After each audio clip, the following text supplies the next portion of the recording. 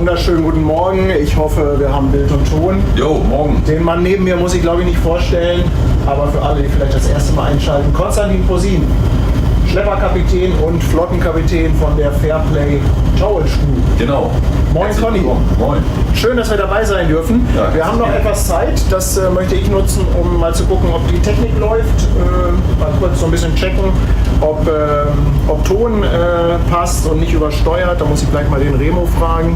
Von daher gebt mir mal noch 2 Minuten Zeit. Es kann ja nicht sein, dass der Ton noch ein bisschen zu laut ist. Das sieht nämlich hier auf meiner... Den Ton haben wir nämlich gar nicht. Moment.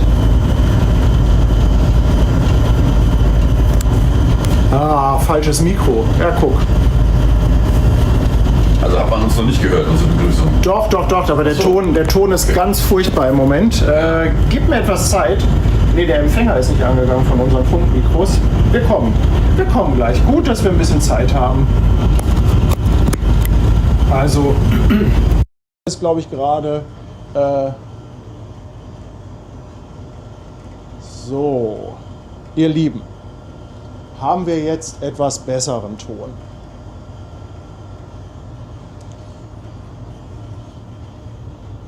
Ich frage mal für einen Freund. Jetzt müsste es eigentlich deutlich besser sein. Hoffentlich. Ja, besser. Ja, die schreiben auch schon, ja. Ja, Pro-Tipp, man muss alle Geräte einschalten, ne? Also falls du mal irgendwann irgendwie in den Videobereich wechseln willst, ganz heißer Tipp. Wird glaube ich nicht passieren, aber man sagt dann eben sonst, so geht es mir immer, meistens ist das Problem ja vom PC. Ne? Ja, alle Geräte einschalten ist auf jeden Fall ein ganz heißer Tipp. So. Okay. Ja, heute habe ich einen kleinen Ausflug gemacht. Wir sind in Rostock-Warnemünde. Genau. Hier ist Fairplay auch stark vertreten. Und auf welchem Schlepper sind wir eigentlich? Wir sind auf der Fairplay 56. Für die, die sich erinnern können, wir haben ja das schöne Ballett zusammen gemacht. Ne? Ich hoffe, das schreit ja eigentlich auch nach Wiederholung, wenn man ehrlich ist. Und das ist Schwesterschiff, ne? Fairplay 57. Ist das Schwesterschiff? Wir sind auf der 56. Genau, wir sind auf, Ja. Genau, wir sind auf 56, waren auf 57. Also nicht, dass ihr jetzt denkt, wir kommen mit den Nummern nicht durcheinander oder so. Ne? Natürlich nicht, hat man ja gemerkt. So, ich muss mal hier gerade eine Sache ausmachen. Okay. Ja, und dieser Schlepper hier, nicht wie zum Beispiel die wir aus Hamburg immer kennen, mit den Shuttle-Antrieben, sondern hier haben wir den Voigt-Schneider-Antrieb. Genau, das ist der Voigt-Schneider-Propeller, so sagt man. Ne? Das ist ein omnidirektionaler Antrieb. Das Schöne hier ist, das ist auch so ein bisschen der Benefit von diesem Antrieb eigentlich. Es ist ziemlich intuitiv und es geht ziemlich schnell von den Reaktionszeiten des Manövers. Ne? Also man hat quasi hier die Möglichkeit, die Maschinenumdrehung, der Propeller, überhaupt erstmal zu justieren hiermit. Und der Vorteil ist, das wird man nachher sehen. Aber es ist nur in Anführungszeichen ein Propeller, oder? Sind zwei nebeneinander. Also es ist quasi so, wer das mal googelt, oder wir hatten das ja vor, es ist schon ein bisschen länger her, aber egal, das wiederholen wir gerne nochmal. Wir haben quasi, Punkt 1 muss man erwähnen, wir sind ein Traktorschlepper. Das bedeutet, wir haben unsere Antriebsanlagen ungefähr hier vorne im vorderen Drittel, ragen also aus dem Schiffsboden so zwei, wenn man so will, sind das 2 drehende Teller. Und an diesen Tellern sind jeweils 5 Messer, die senkrecht rausgucken. Und die kann man in ihrem Winkel, in ihrer Neigung verstellen. Und die Drehzahl dieser Teller kann ich jeweils auch einstellen. So. Und ich kann den Schub stufenlos mit diesem Rad 360 Grad kann ich den steuern in jede Richtung, wie die ich will. Das machen wir auch gleich nochmal, dann zeigen wir das nochmal, wie das funktioniert. Das heißt, mit dem Steuerrad änderst du den Winkel der Messer? Ne, mit dem Steuerrad steuere ich quasi den Schub. Also die Umdrehung dieses Man kann sich das so ähnlich vorstellen wie, falls das der Community was sagt, wie so ein Verstellpropeller. Ne? Also die Drehrichtung und sozusagen die Geschwindigkeit der Schraube bleibt gleich. Man verstellt quasi nur die Propellerflunken. Ja, das meine ich. Also und so ähnlich ist es hier. Quasi da sind ja diese Messer. Genau. Und im Prinzip ist es der kann man sagen, Anstellwinkel oder? Das ist der Anstellwinkel. Also man sieht, es reagiert sehr, sehr schnell. Oh ja. Wir können auch natürlich mehr Drehzahl machen, dann geht es noch schneller. Einfach mal, damit ihr mal so ein Gefühl dafür habt, wie das funktioniert. Ne? Also ich weiß gar nicht, wo ich hinfilmen soll. Das ist hier 360 Grad. Das ist 360 Grad, ja. Also man kann hier wirklich ganz entspannt, kann man sich hier drehen. Das geht relativ schnell. Also es geht natürlich mit dem, was die Community kennt, in Hamburg auch relativ schnell, ne? Mit den Ruderpropellern. Wenn man das, sag ich mal, beherrscht, dann ist das ja nebensächlich. Aber entscheidend ist ja, dass man quasi den Schlepper beherrscht und dass man den auch, man sieht, auf den Teller kann ich drehen, sofort. Ich kann auch gleich quer fahren, das mache ich auch gleich mal. Damit man einfach mal so einen Eindruck bekommt, es kommt natürlich leider auf dem Video nie so rüber, wie es real ist, damit man einfach mal sieht, wie manövrierfähig so ein Schlepper überhaupt ist. Ne? Und es schaukelt super. Ja, du weißt ja beim Hafengeburtstag, das will ich jetzt nicht, da müsstest du dich festhalten, das weißt du. Aber da haben wir vielleicht im Mai ja Gelegenheit, das vielleicht noch mal zu machen, wer weiß. Ne? Also ich weiß noch, beim Hafengeburtstag saß ich in so einer Ecke und habe mich dann wirklich in dem Stuhl verkeilt. Und ich habe einen Test vorher gemacht. Und ja, genau. Habe ich ja gesagt. Wobei ich ja bis heute sagen muss, Hut ab vor den Leuten, die draußen an Deck standen. Ja, die Gäste. Also man sieht, wenn man jetzt im Verhältnis zu Pier guckt, ich habe die Möglichkeit, den Schlepper auch schräg zu schieben. Ne? Also ein Schiff ist ja grundsätzlich nicht dafür gedacht, um quer zu fahren, sage ich immer. Man kann das machen, das geht, ne? Also so zu manövrieren. Man kann hier schön schräg die Pier lang fahren.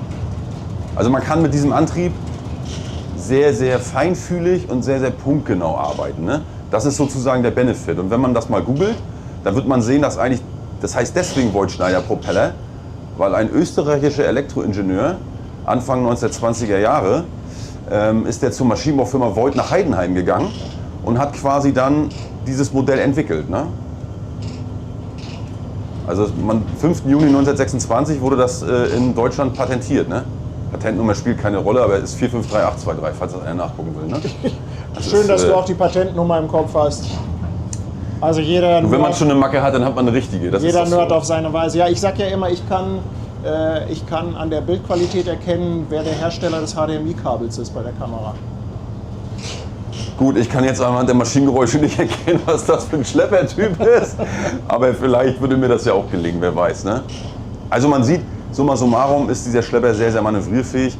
Der Vorteil ist zum Beispiel auch von diesem Antrieb, wir haben, muss man anders erzählen, wir haben natürlich in der Ostsee auch häufig den Fall, dass wir in Docks arbeiten, ne? Dass wir Schiffe, Sektionen ein- und ausdocken müssen, verschieben müssen. Und da geht es manchmal wirklich um ziemlich punktgenaue Positionierung, weil man eben nicht viel Platz hat und vor allen Dingen darf man nicht viel Schraubenstrom machen. Und mit diesem omnidirektionalen Antrieb, was ja der Voith ist, hat man quasi die Möglichkeit, nicht wie beim Ruderpropeller, es ist ja wie so eine Düsenwirkung, so explizit einen Düsenstrom zu machen, sondern wir können ja einen ziemlichen Flächenstrom erzeugen. Ne? Das lässt dann natürlich auch weniger die Gefahr zu, dass man eine Pallung umkippt, ne? Wo so ein Schiff im Dock drauf steht. Und das macht sich immer ziemlich gut. Und das ist eben, liegt auch so an der Vielfalt. Ne? Und hinzu kommt, dass dieser Antrieb, wenn man das mal googeln mag, ist auch gut geschützt durch die sogenannte Strömungsplatte, die darunter ist. Ne?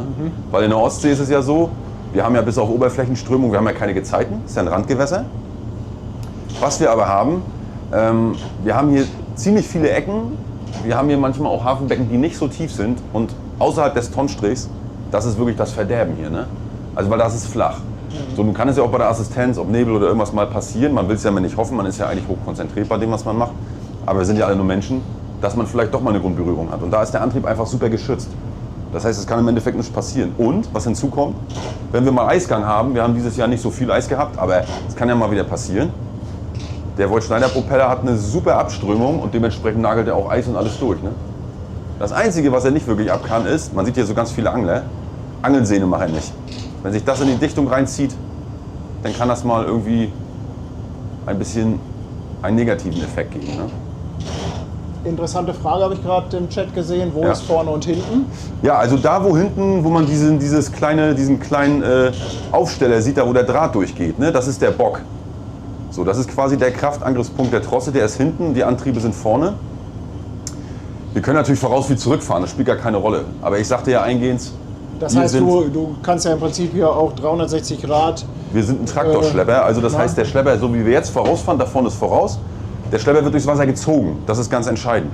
Ne? Das ist ja anders als beim, ich sag mal, ja, die berechtigte Frage beim RSD, ne? Oder ASD, Azimut Stern Drive, da sitzen die Antriebe ja hinten und die Winde ist vorne. Bedeutet also, der Schlepper würde, wenn er vorne festmacht und an der Seite rückwärts fahren. So.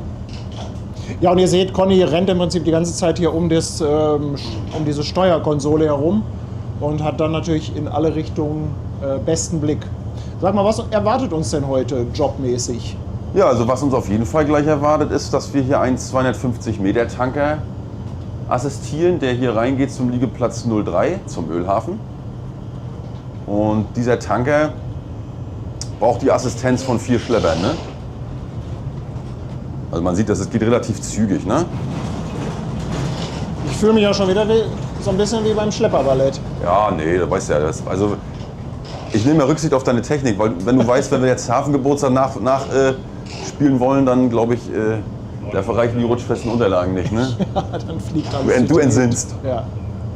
Also, ja, man sieht auch, wenn man irgendwo ranfahren will oder so, ne, das geht sehr, sehr feinfühlig. Es ist natürlich immer abhängig davon, also auch die Wahl des Antriebes, was will ich mit meinem Schlepper machen. Ne? Muss ich ziemlich punktgenau arbeiten? Arbeite ich in Gewässern, wo wenig Strom ist? Habe ich wenig Platz? Was sagt die Wassertiefe? Das sind alles so Abwägungen, die man dann treffen muss, wenn man natürlich überlegt, welchen Schlepper schaffe ich mir an.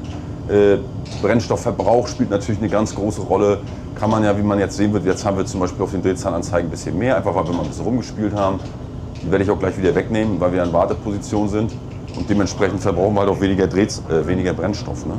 Also das heißt, das hat quasi auch einen bewussten Grund, dass wir in Hamburg gar nicht so oft die Voigt-Schneider-Schlepper sehen? Oder sind die anderen Antriebe da für die Assistenzen irgendwie besser geeignet? Also ich sag mal so, man kann es so vergleichen, du hast, das stimmt nicht ganz, aber du hast bei gleicher Maschinenleistung vom Schlepper, hast du durch diese Düsenwirkung, durch diese punktuelle Düsenwirkung, hast du quasi mehr Pfahlzug. Und es ist ja so, wenn du jetzt zum Beispiel an einem Schiff, ich sag mal so einen gewissen Winkel halten sollst und das Schiff macht Fahrt voraus und du musst dich noch gegen die Strömung halten, Tide spielt ja eine ganz große Rolle bei der Assistenz, wenn man jetzt zum Beispiel in Hamburg oder so Jade, Weser oder Wilhelmshaven, Bremerhaven arbeitet, hast du halt immer mehr Power und kannst damit ein wenig anders arbeiten. Das heißt, da ist halt der Fokus nicht so ganz darauf, in die Ecken zu kriechen, wirklich gefühlvoll zu arbeiten, etwas zu positionieren.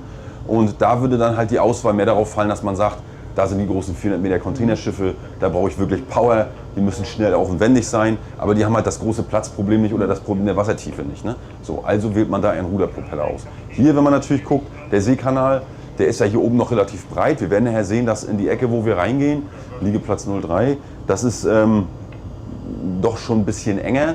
Und auch anhand der Tonnenstriche erkennt man dann, das kann schnell mal flach werden. Ne? So, dann kann man sich ja vorstellen, wenn man mit so einer Platte mal nur ein bisschen kratzt oder mal Grundberührung hat, ist das natürlich, wenn es vorkommen sollte, nicht so schlimm, als wenn man jetzt mit so einer Propellergondel irgendwo mal aufsetzt. Ne? Ja.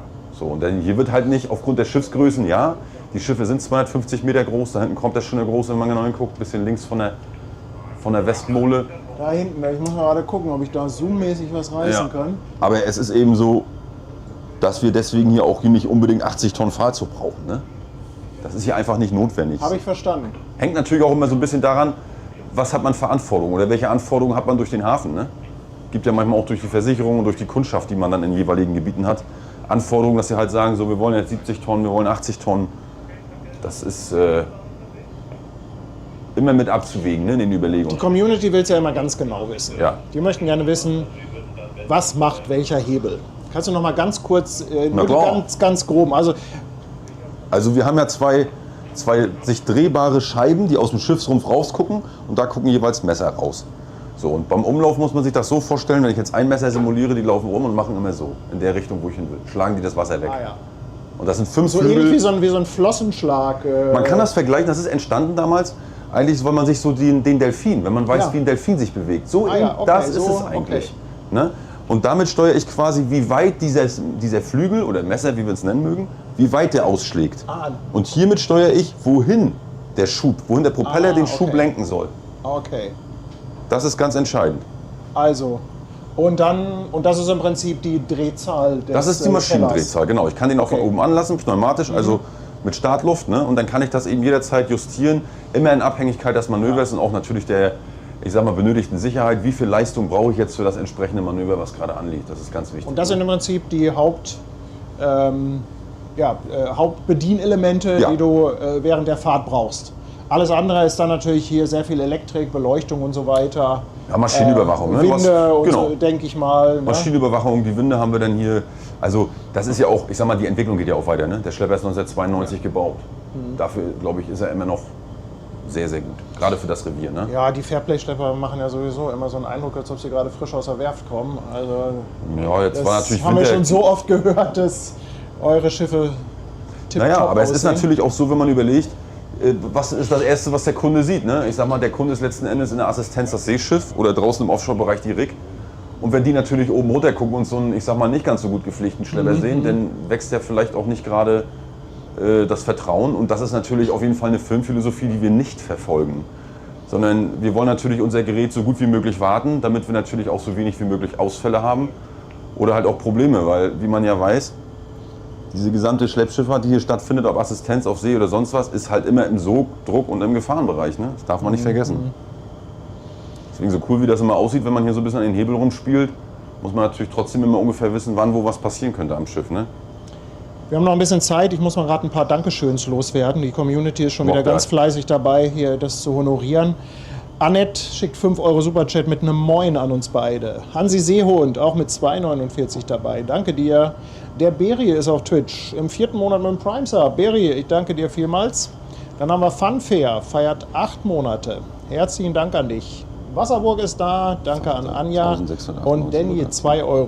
Dann haben wir Chokos mit einem Prime Sub, danke dir für 3 Monate. Van Draco ist im 2. Monat auf Twitch dabei, auch ein Dankeschön an dich. Steinkreuz 8 Monate schon, Mensch, danke, danke. Der Seeadler ist neu dabei mit dem Prime Sub, willkommen an Bord. Dann haben wir Bene Anima mit 2,49 Superchat, herzlichen Dank. Und Oxy 19800 haut eine Subbombe auf Twitch raus. 5 Subs.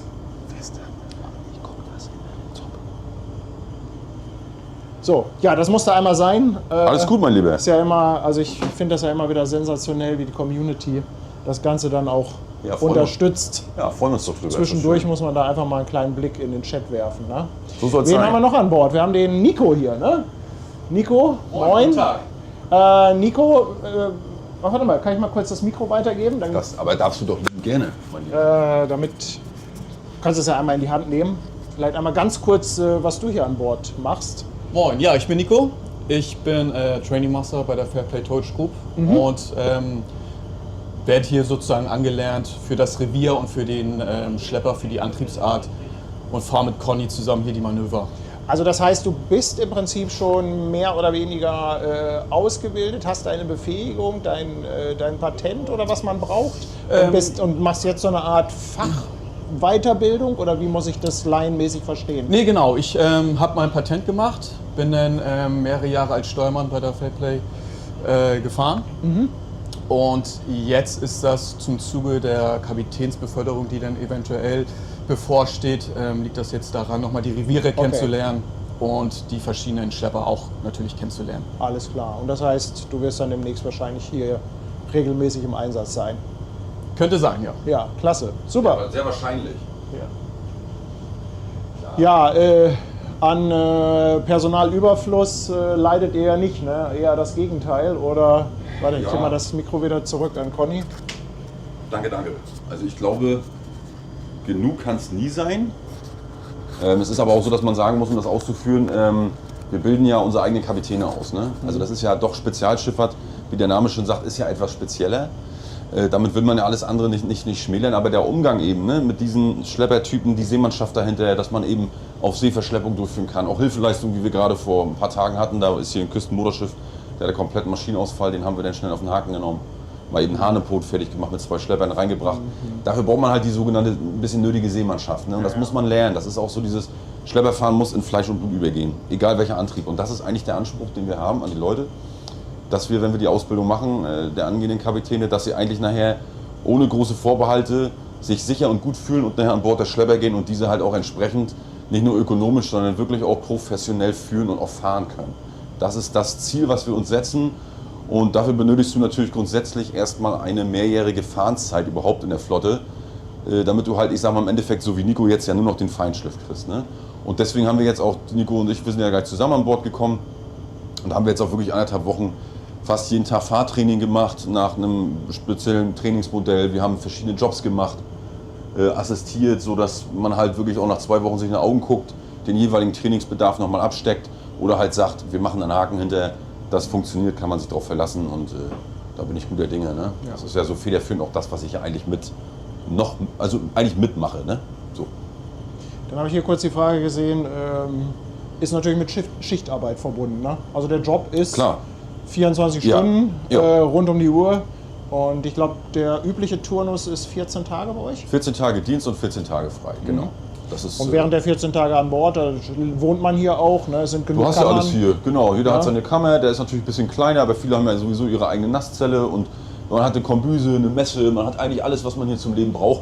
Heißt natürlich nicht, dass man nicht, wenn es die Zeit zulässt, sich auch abends mal die Beine vertreten gehen kann. Also man ist jetzt hier nicht zwingend wirklich nur direkt auf das Schiff gebunden. Ja. Man muss ja auch einkaufen. In der Regel ist es ja so, dass der Schiffsmechaniker, dass der dann so ein bisschen für die Versorgung zuständig ist. Das ist jetzt nicht in Stein gemeißelt, aber in der Regel machen wir das so. Und ansonsten ist das eigentlich eine ziemlich kleine, eingeschworene Besatzung, was mir persönlich sehr gefällt, weil es ist halt, man hat eine relativ flache Hierarchie. Ne? Also wenn es darauf ankommt, weiß natürlich jeder, wer das letzte Wort hat. Das ist auch richtig so und richtig. Aber es ist trotzdem so, dass wir ja auch mit an Deck gehen und Farbe malen oder waschen oder drin Haushalt führen. Also jeder, der zu Hause macht es ja auch nicht nur die Frau, hoffentlich. Ne? So, und da bringt man sich natürlich hier genauso mit ein und viele Hände schaffen schnell ein Ende und von daher muss man mögen. Ich persönlich mag das sehr gerne. Also mir gefällt das gut. Hier kommt gerade auch noch eine interessante Frage. Irgendwie wird nächsten Monat in Wismar eine neue Disney ausgedockt. Weißt du, ob ob Fairplay das übernimmt? Ist das ein Fairplay-Job oder haben die eigene Schlepper da bei der Werft? Ist noch nicht, nee, die haben keine eigenen Schlepper. In der Regel ist es so, das macht dieses Revier, auch wenn man darauf zu sprechen kommt, nochmal ein bisschen interessanter, dass man nicht nur in Rostock assistiert. Also es gibt gehört Wismar mit dazu zu euch? Wismar, Stralsund, Sassnitz. Also von hier nach Sassnitz brauchst du 8 Stunden, nach Stralsund ungefähr 12. Ein Schlepper müsste heute wiederkommen, der war da, der hat ein Schiff mit eingedockt in der Werft. Ne? Also von daher ist es immer Fährschiff. Sehr abwechslungsreich. Ne? Wismar sind 4 Stunden weg von hier.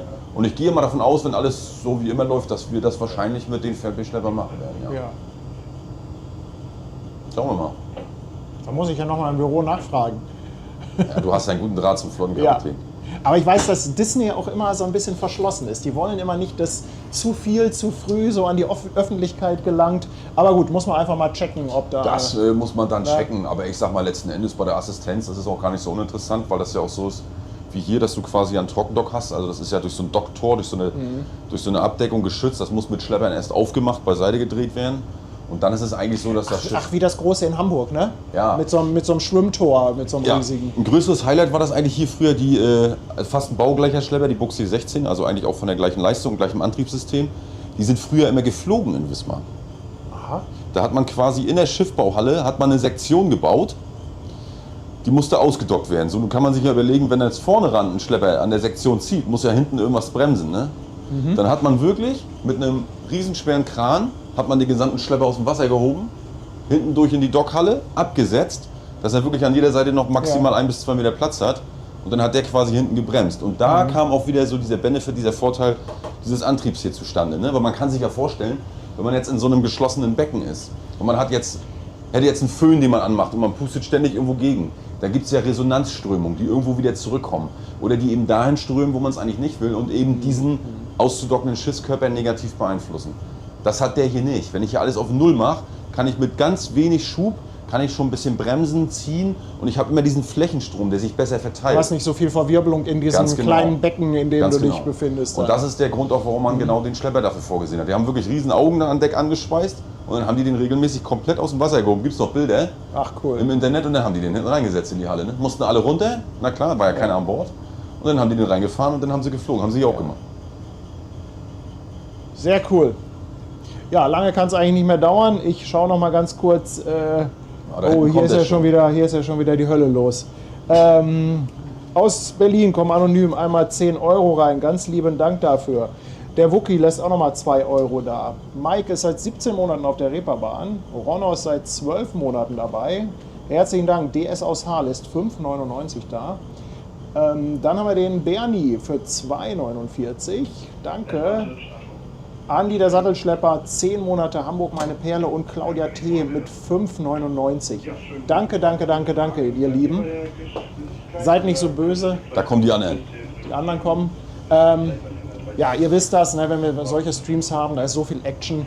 Da ist der Chat so ein bisschen am Rande. Ich gucke da immer mit einem Auge rein, aber seid nicht böse, dass wir jetzt nicht wirklich komplett alles aus dem Chat mitlesen und jede Frage beantworten können. Aber dafür werden wir Conny uns auch irgendwann mal wieder für so einen entspannten Stream schnappen. Vielleicht kommt er ja irgendwann mal auf Deck 7 vorbei und dann machen wir mal die große Sabbelstunde. Ja, wie schon mal. Nee, gerne, wenn es die Zeit zulässt. Wie gesagt, derzeit ist es bin ich ein bisschen eingebunden in viele Sachen, die zeitgleich sind. Manchmal ist das ja so. Du wurdest auch schon vermisst. Also es wurde schon gefragt, wo ist Conny? Ja, manchmal ist das so, ne? Aber ich denke, das kriegen wir zeitnah nochmal hin. Und demnächst steht ja dann sowieso irgendwann der Hafengeburtstag vor der Tür. Ich denke mal, da wird es ja auch bestimmt das eine oder andere Highlight geben, was du, denke ich mal, auch mit begleiten wirst und willst sowieso. Und ich hoffe ja, wie gesagt, dass das mit dem Schlepperballett wieder klappt. Aber da bin ich ja auch mit eurer Planungsabteilung in Kontakt. Magst du dich nicht auch mal kurz drehen und mal gucken, was du da eigentlich Schönes überhaupt anhast? Hier, also natürlich, ne? Aus dem Fairplay Fanshop. Ja, also falls ihr Bock habt auf Schlepper-Merch. Einmal umdrehen. Dreh den nochmal um. Das sieht doch gut aus. Ja. Sehr gute Qualität auch, Engelbert und Strauß, kann man nur empfehlen. Vielleicht können unsere Mods mal den Link in den Chat posten zum Fairplay Merch Schlepper Shop. Ich übergebe mal wieder, weil du weißt ja, als Kameramann tauge ich nicht so. Ach. Und da gibt es übrigens auch einen Mini-Lego-Schlepper.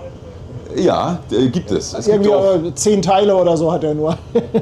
Ja. Ist genau mein Schwierigkeitslevel. Gibt auch Honig und sowas alles, also von den eigenen Bienen, die da auf der Buschmann-Werft sind und so. Also ja, man kann sich da schon ein bisschen austoben, wenn man das möchte. Ach, da auf die Werft, da wollte ich auch immer mal hin. Das müssen wir auch mal gucken, ob wir das nicht mal irgendwann hinkriegen, wenn da mal ein Schlepper in der Werft ist, dass man sich das mal von außen so ein bisschen angucken kann. Da kommt Lotsenboot zurück. Genau, der hat die Kollegen abgesetzt. Ausgesetzt, sage ich, abgesetzt, ja. Ja, wir wissen ja, was du meinst, ist ja alles gut. Ne? Und weit hinten am Horizont sehen wir auch schon den Tanker. Genau, der Tanker Advantage. Hast du den Namen von dem Tanker? Advantage Atom. Gibt ja immer einige, 249 Meter lang und der hat Tiefgang von 12,80 Meter. Einige im Chat gucken ja immer ganz gerne, wo sich die Schiffe so befinden. Die gucken dann natürlich auch so oben. Vessel Finder, Hier sind Marine Traffic. Hier ist der Seekanal und hier oben sieht man dann, da kommt das Schiff rein. Ne? Hat schön Lotsen gekriegt, kommt jetzt hier langsam rein. Und in der Regel ist das hier so, dass wir eigentlich die Schlepper, wir haben auch Schlepper zu Gast hier, die Fairplay 64, die 66, Fairplay 17 ist fest, das ist ein AST. Das heißt, 2 Schlepper machen fest und 2 drücken und das Festmachen ist hier wirklich kurz hinter den Molen. Ne? Also das ist hier auch so die Warteposition, die wir dann jetzt hier auch so einnehmen und wir laufen dann ein bisschen mit und sind halt auch Standby, falls wir mal woanders gebraucht werden zum Drücken. Ne? Manchmal machen wir vorne fest, manchmal auch an der Seite. Diesmal sagt der Lotse, dadurch, dass er genug starke Schlepper hat, reicht das, wenn wir diesmal drücken. Ne? Das heißt, wir machen gar nicht fest, also Leine schmeißen wir gar nicht. Oder wird gar nicht übernommen. Genau, diesmal nicht. Ne? Das heißt, wir sind nur Drücker. Wir sind nur Drücker. Wir sind der Drückeberger. Die Drückeberger. Jetzt schreibt hier einer, der Shop ist abgestürzt. Der Fairplay Shop. Also muss ich mal Bescheid sagen, die sollen sich mal einen anständigen Server nicht bei Wish bestellen, sondern ein richtiges Rechenzentrum. Das gebe ich weiter.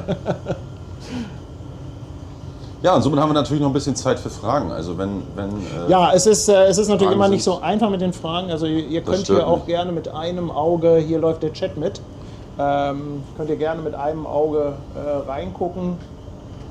Oder Nico, auch wenn du irgendwie Lust hast, ein bisschen in den Chat zu gucken oder so, ne, läuft hier mit, falls du was aufschnappst, Interessantes. Duales Studium in Nautik empfehlenswert.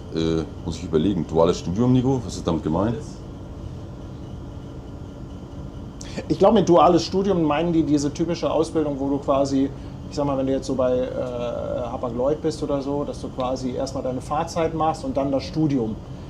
Ja, ich weiß nicht, ob das so ein richtiges duales Studium ist. Nee, also es gibt die Möglichkeit. Was ich persönlich immer präferieren würde, ist einfach, dass man sagt, wenn man 3 Jahre Schiffsmechaniker lernt, ne, das ist ja so, wenn man jetzt hört, viele hören Schiffsmechaniker, oh Gott, reparieren die Schiffe auf der Werft. Nein, das ist im Endeffekt eine Ausbildung, die 80% technisch und maschinenlastig ist und 20% Deck.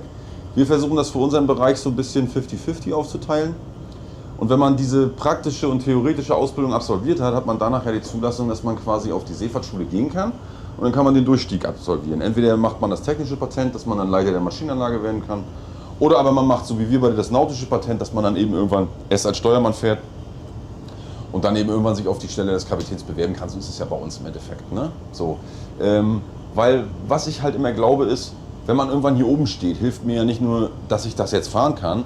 Wenn ich jetzt mal einen spezielleren Job habe, muss ich ja auch wissen, was macht der da unten. Aber wie soll ich das wissen, wenn ich das nie gemacht habe? Und das ist so ein bisschen mein Aufhänger, wo ich dann sage, es wäre eigentlich schöner, wenn jemand das wirklich so lernt und eben auch mit dem entsprechenden Erfahrungsschatz nachher in leitender Funktion wiederkommt. Ne?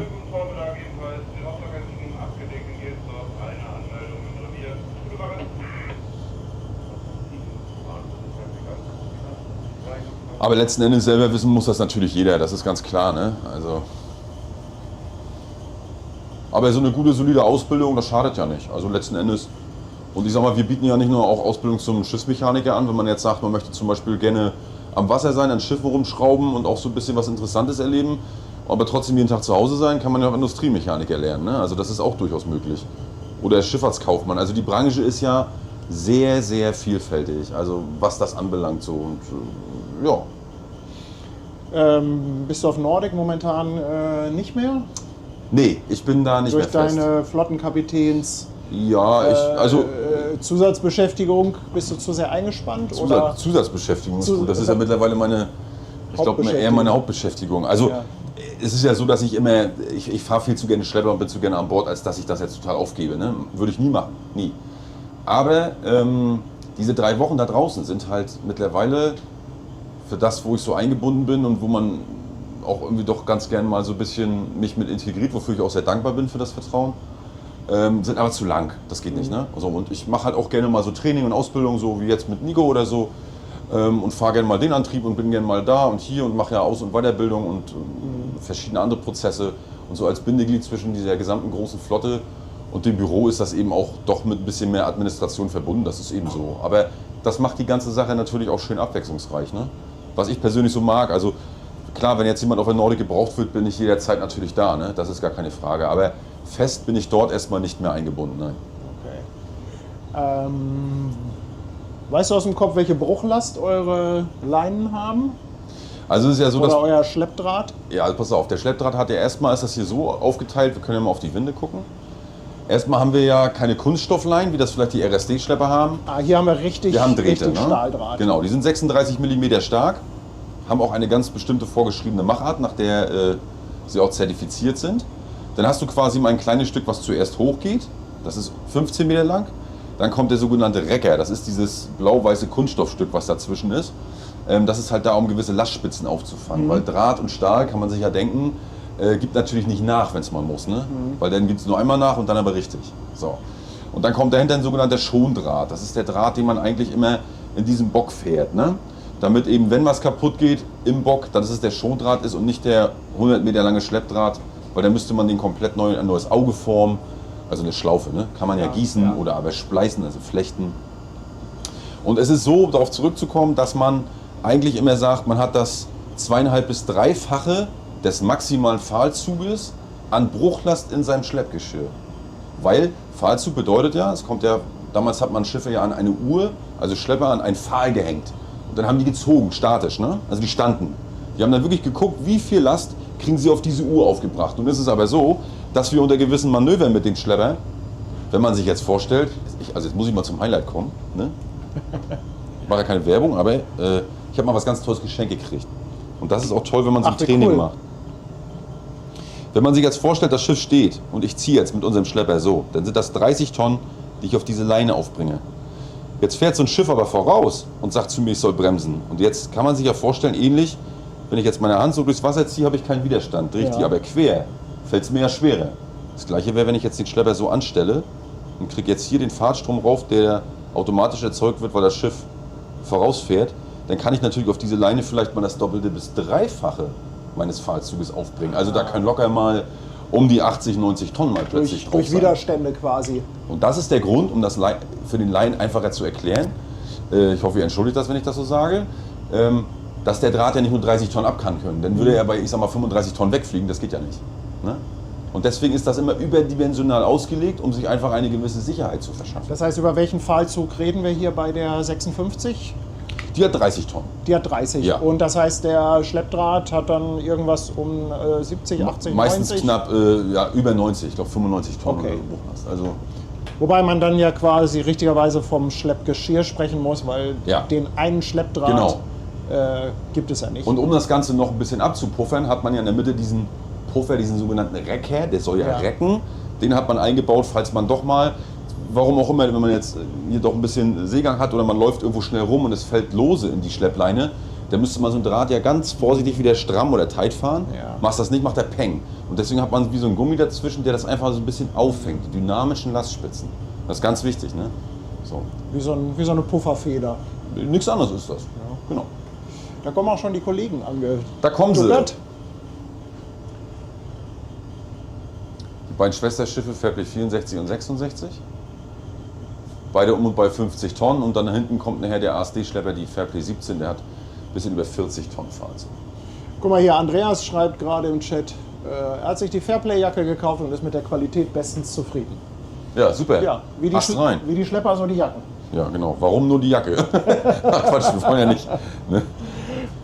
Ja, ich laufe auch schon rum wie so ein Schlumpf. Immer alles in Blau. Ja. Christina, ich danke dir für 14 Monate bei uns auf dem Kanal. Dann haben wir Misas Little World mit einem Prime-Sub auf Twitch. Herzlich willkommen an Bord. Lippa Lotta lässt 5 Euro da. Danke dir, meine Liebe. Dann Some Fun Nemesis 5,99. Danke, danke für das Lob auch. Noodles ist auch neu an Bord. Dankeschön fürs Prime Sub. Moin, die 56 hört, wir machen mal Platz hier, wa? Genau, Dankeschön. Gerne. Siehst du, Zukunftstag. Ja. Aha, Zusage bekommen von Fairplay für den Zukunftstag. Ja, das ist ja cool.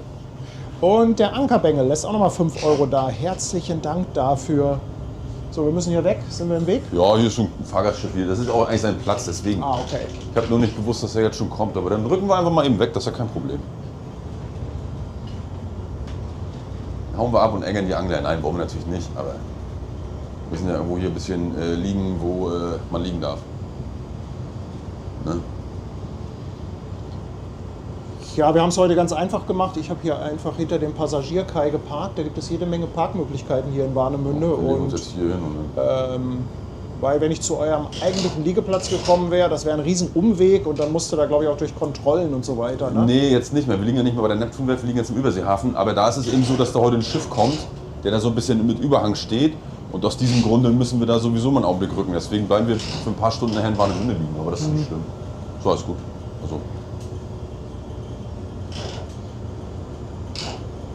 Ja, die beiden vorderen, Fairplay 64, 66, baugleich, sind auch Voigtschneider Traktorschlepper. Also die haben quasi genau das gleiche, was wir hier haben, womit wir manövrieren und arbeiten, nur dass sie vorne und achtern jeweils so einen Fahrstand haben. Und die haben auch noch eine Schleppwinde mehr, dass sie notfalls auch etwas über See schleppen könnten.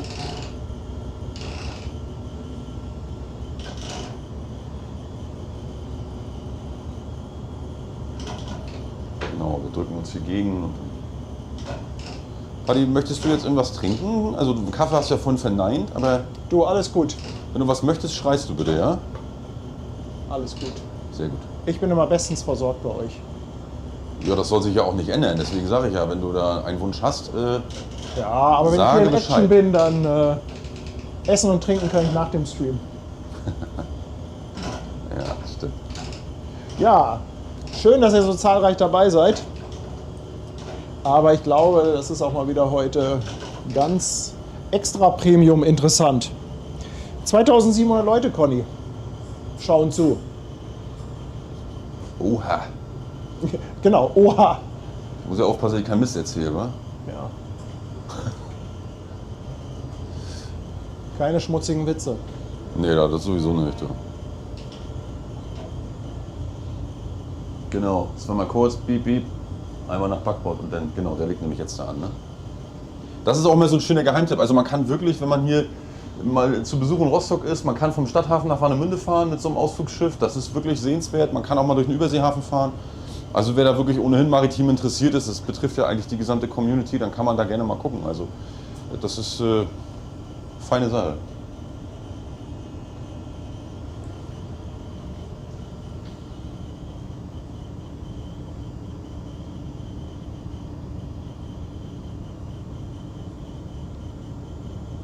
Hier, die sogenannten messerheißen Flügel, ja, das kann sein, aber manchmal kann man sich unter Flügel nichts vorstellen, deswegen sage ich immer gerne Messer. Aber man kann das ja googeln, dann sieht man, wie das aussieht. Ne? Es gibt auch eine schöne, bei Void gibt es auch eine schöne Animation. Als App kann man sich runterladen und dann kann man genau sehen, als Draufsicht, wie dieser Propeller überhaupt funktioniert und arbeitet. Ne? Genau, die Kollegen suchen sich jetzt auch eine kleine Warteposition. Hier, die 66 kommt zu uns. Das heißt, Sie müssen auch gar nicht so wahnsinnig weit rausfahren, weil der, Nee, genau. die Einfahrt, das geht ja hier relativ gerade rein. Es geht relativ gerade rein, genau. Bei so einem Tanker ist natürlich immer, das ist ja das Gute, dass da Lotsen an Bord sind. Das sind ja wirklich so hier die ortskundigen Experten, die den Kapitän da beraten, die auch zu zweit da an Bord sind. Also ein Lotse wird nachher die Schlepper dirigieren und der andere wird sozusagen den Verkehr überwachen. Und eben die jeweiligen Meldepunkte auch der Verkehrsleitzentrale, die da drüben im blauen Turm sitzt, Warnemünde Traffic, denen werden die das weitergeben. Zeigen wir auch nochmal. Denn es ist auch so, dass man sagen muss, so ein Schiff wird ja auch hydrodynamisch beeinflusst. Ne? Das heißt also, der fährt jetzt mit dem Tiefgang in der Sohle des Kanals, also wirklich da, wo es am tiefsten ist. Und wird natürlich manchmal einfach auch durch gewisse Untiefen mal weggestoßen, mal angesaugt. Und all diese Sachen kann natürlich ein Kapitän, der hier noch nie war, gar nicht wissen. Und ist deswegen natürlich auch dankbar und auf die Hilfe von Lotsen angewiesen, die es zum Glück auch gibt. Also die ganz erheblich zur Verkehrssicherung beitragen, ne? Muss man ganz ehrlich so sagen, egal wo.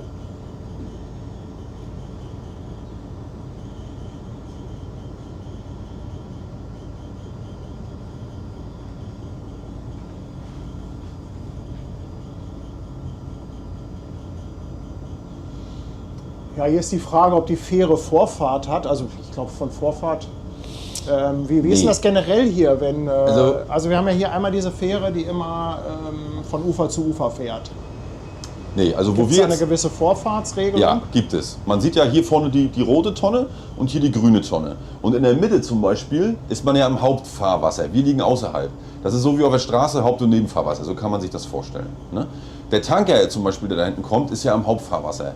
So, das heißt, der kann nicht mal eben rausfahren und sagen, fahr mal vor. Es wird meistens immer so geplant, dass man versucht, wenn die Fähren kommen, die haben ja feste Abfahrtszeiten, dass man natürlich die Abfahrtszeiten sozusagen mit berücksichtigt für den Schiffsverkehr. Ne? Aber der Tanker, gerade aufgrund der Größe und des Gewichts, der kann mal nicht eben von jetzt auf gleich bremsen und sagen, so fahr mal eben, ich warte kurz. Also das geht nicht. Ne? Das heißt, die Fähre wird sich dem anpassen? Die Fähre muss sich dem anpassen, aber ich denke, das hat man im Vorfeld schon berücksichtigt, dass quasi auch die Fähre in Abfahrtszeiten, die fährt ja nach Gezerf von Rostock aus, dass sie da quasi die Zeiten auch einhalten kann. Ne? Ganz wichtig. Und alles, das obliegt der Verkehrsleitzentrale. Ne? Die haben das ja alles genau im Blick und wissen um den Tiefgang der Schiffe und um die Größe. Und im Endeffekt sprechen wir ja auch nur über ein paar Minuten Verzögerung, falls die Fähre einen Moment warten muss. Das ist so. Ja. Letzten Endes ist das so, genau. Aber man hat ja auch Sicherheitsvorschriften für Tanker. Ne? Wenn wir zum Beispiel jetzt hier unter 3000 Meter Sicht hätten, dürfte der gar nicht kommen. Okay. Nein. Ja, gut, nein. macht ja Sinn. Das ist so, wie es zum Beispiel in Hamburg oder auch auf der Jade gibt es ja auch ab 1000 Meter ist ja dieser Tankerstopp, wie man sagt. Dann darf kein Tankschiff mehr kommen. Ist ja auch klar, wenn man sich mal überlegt. Weißt du, was der genau geladen hat, der Tanker? Nee, aber ich sag mal Rohöl. Das meistens wird dann da ja, für die Pipeline. Und das ist, kann man die Uhr nachstellen. Also alle 3 bis 4 Tage ungefähr kommt hier so ein großer Tanker rein, ne? Von der Größe.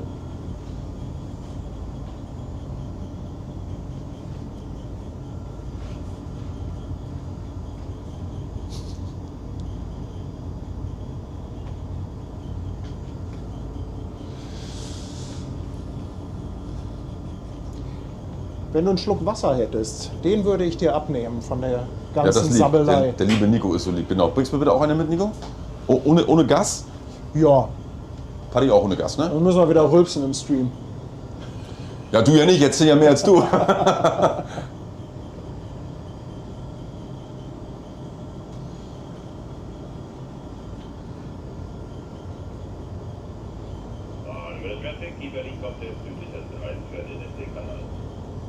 Ja, da sieht man vielleicht bei der Fairplay 17, der hat ja vorne diesen sogenannten Bock oder A-Frame, wie man manchmal sagt, die Winde und hat eben dementsprechend aufgrund des Hebelarms, damit er gut manövrieren kann, hinten die Antriebe und zwar die 360 Grad drehbaren Ruderpropeller, sagt man auch, ne, der Firma Shuttle so und damit arbeiten die quasi.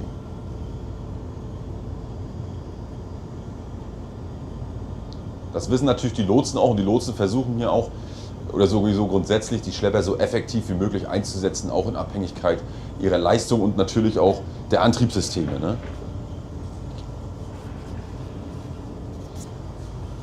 Das heißt, die Lotsen gucken da auch schon so ein bisschen nach und teilen die Schlepper dann entsprechend der Fähigkeiten ein? Ja, auf jeden Fall. Zumal die Lotsen ja auch wissen müssen, was wer welcher Schlepper kann. Ne? Das ist ganz klar. Das ist ja genauso, wenn wir zum Beispiel auch fahren und man hat jetzt einen Steuermann, den man fahren lässt oder einen Trainingmaster, das sagt man dem Lotsen auch. Weil in Hamburg zum Beispiel ist es so und hier ja auch, wenn man die jetzt, ich bin ja jetzt auch nur Gast hier, aber wenn man so ein paar Lotsen kennt und die hören die Stimme des Schlepperkapitäns, dann wissen die, aha, der eine ist ein bisschen schneller, fährt ein bisschen rasanter, wie auch immer. Ich danke dir. Dann planen die auch entsprechend ihre Manöver. Und deswegen ist es einfach auch so ein Sicherheitsfaktor, dass man sagt den Kollegen das doch, dann weiß er lässt das Manöver langsamer, danke Nico, sinniger angehen, dann kann er da anders mit planen, als wenn man nachher denkt, wieso dauert denn das so lange? Das führt zu Missverständnissen und das können wir bei solchen Manövern mit so Schiffen einfach absolut nicht gebrauchen. Ja. Und deswegen wird man auch gleich hören nachher, der Lotse meldet sich hier auf Kanal 9. Er hat im Vorfeld schon mit dem Wachschlepper, der heute für die Einteilung zuständig ist, das wechselt immer täglich, die Abstimmung gemacht, aber er wird es auch gleich nochmal machen. Dann hört man das, ne? Dass also jeder genau weiß. Noch mal Bescheid sagen, dass wir hier streamen, oder wissen die schon? Ich habe mit ihm telefoniert, das ist alles kein Problem. Hat gesagt, ist nein. Ja. Nee, das macht man ja fairnesshalber. Ne? Also man kennt sich hier auch ziemlich gut und deswegen, nee, das wollen wir ja nicht. Ne? Deswegen habe ich ihn angerufen und gesagt, alles gut, gar kein Problem. Ja, super. Ist im Normalfall auch alles kein Thema. Wir hatten einmal den Fall in Hamburg, aber das ist dann auch keine Diskussion. Kann Conny alle Schlepper fahren. Bis jetzt, das klingt immer so wie, bis jetzt hatte ich mit keinem Antriebssystem exorbitante Probleme, sage ich mal so. Ich habe alle gefahren bis jetzt, die wir auch haben. Es gibt natürlich auch, muss ich ehrlich sein, es gibt Antriebe, die einen fährt man lieber, die anderen fährt man nicht so gerne. Das ist so wie mit dem Schiff. Wer ist denn dein Liebling? Hast du so einen richtigen Lieblingsschlepper hier in der Flotte? Nö, es ist auch immer revierabhängig. Okay. Muss ich ehrlich sagen. Also wenn ich jetzt, dadurch, dass man, wie ich schon erwähnte, viele präzise Arbeiten hier in der Ostsee machen muss, präferiere ich hier wirklich eindeutig für die Ostsee den Volt. Ne? Das ist so. Ich fahre auch gerne ASDs oder die RSDs sind auch schöne Schlepper, aber das ist, fährt sich auch gut. Hat alles so sein Für und sein Wider. Aber für mich ist eher entscheidend gar nicht so der Antrieb, sondern so das Schiff. Es gibt so Schiffe, warum auch immer, da fühlt man sich nicht so wohl. Wie auf anderen. Ich müsste jetzt überlegen, wie ich das genau beschreiben kann. Aber da muss ich sagen, ich finde die älteren Schiffe, um das mal so ein bisschen zu beschreiben, die haben mehr Charakter. Du hast noch so schöne Messing-Bull-Eis, ne, die man denn so schön. Das ist so schiffig so. Das hat das hat einfach Stil und Charakter. Ja. Und die neuen Schlepper sind auch wirklich hochmodern und so. Alles sehr, sehr steril. Sauber mag ich das sowieso, aber ich mag lieber diese älteren Fahrzeuge. Das ja, man sieht das hier auch, ne? So ein bisschen dieser, wie nennt man das, Hammerschlaglack. Ne? Dieses Grüne hier. Genau, also das, ne? das sieht so das hat man schon mal ausgebessert zum Teil. Sieht nach Maschine aus. Aber genau, ne? Und das ist so für mich. Ich mag das einfach. Also nicht ganz so viel Computer. Naja, und du hast nicht ganz so viel Elektronik. Und was natürlich auch eindeutig ein Benefit von diesem Antrieb hier ist, muss man sagen, das läuft alles über Gestänge. Ja. Also ich übertreibe das mal und sage, wenn uns jetzt bei schwerer See, weil wir hier draußen irgendjemandem helfen müssten, ein Brückenfenster rausfliegt, die Elektronik, die Lampen, das kann alles ausfallen. Die Maschine läuft weiter und der Antrieb läuft weiter. Da kann nichts passieren. Und wenn ich mir jetzt übertrieben gesagt hier eine Kerze reinstellen muss ins Fenster, weil ich hier kein Licht mehr habe, so what, dann ist das so. Ne? Aber ich kann meinen Schlepper aus Sicherheitsgründen immer fahren. Und das ist ein ganz großer Vorteil. Das ist eine direkte Übertragung über Gestänge. Super. Ja, man hört das auch richtig. Ne? Also das ist total super. Wenn du richtig am Rudern bist, dann... Ja, also, aber wie gesagt, mehr geht nicht. Also, klasse. Und das gleiche haben die auch. Super. Sven ist da aus Fuhlsbüttel, lässt 50 € da. Sven, Mensch, danke. Er bezahlt das Mittagessen. Liebe Grüße. Dann Gabi ist mit 5 € dabei und Grüßen aus Mönchengladbach. Ich danke dir. Andi, unser Sattelschlepper, lässt einen 5er-Pack Mitgliedschaften da. Herzlichen Dank. Meine Schwester, das ist meine Schwester, die muss ich mal grüßen. Ach, die Katharina. Das ist meine Schwester, die wohnt in Hamburg. Ja, ja, liebe Grüße. Ja, genau, liebe Grüße, liebe Schwester. Ja. Kann es sein, dass sie auf einem Schlepper entbunden wurde? Nee, also ich... Es ist witzig, aber es muss ich verneinen. Ja. Ich meine, wenn man das in seine Vita schreiben kann, wäre das vielleicht auch ziemlich cool, sag ich mal. Aber nein, das ist nicht der Fall. Ich übergebe mal ganz kurz das Mikro an meinen lieben Nico. Ich muss noch mal ganz kurz austreten. Alles klar. Ja, ich sage nochmal kurz Dankeschön. Also ich brauche nichts. An den Elbkicker Stefan, der seit 16 Monaten dabei ist.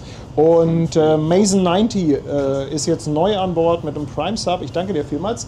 Und Mr. Bindi Lindy, 14 Monate auf der Speicherstadt. Ich danke dir vielmals. Ja, da haben wir noch eine Fähre reinkommen. Sehr charakteristisch hier in Warnemünde sind die Fähren mit diesen sogenannten Flettner-Rotoren. Ja, ihr seht, dass da oben so ein riesen Rohr drauf ist. Wenn man ganz genau hinguckt, dann wird man feststellen, dass sich das dreht. Dieses Rohr wird durch Windkraft gedreht und erzeugt dann einen Teil an Energie, die dann halt auch für das Schiff verwendet wird. Ich glaube, Flettner-Rotor heißen die, wenn ihr das mal googeln wollt. Sieht ein bisschen komisch aus. Nico, weißt du, wie viel Prozent das ungefähr macht? Waren das irgendwie so 15, 20 oder? Um die 15 bis 20% kann man sagen. Okay.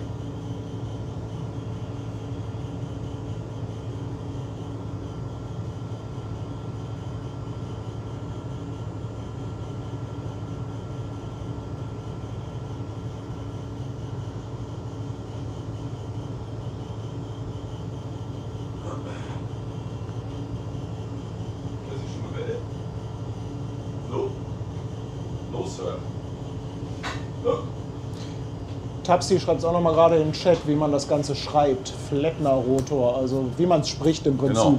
F-L-E-T-T-N-E-R. Ja, und wenn ihr mal genau hinschaut, seht ihr auch, dass sich das Ding dreht. Genau so ist es.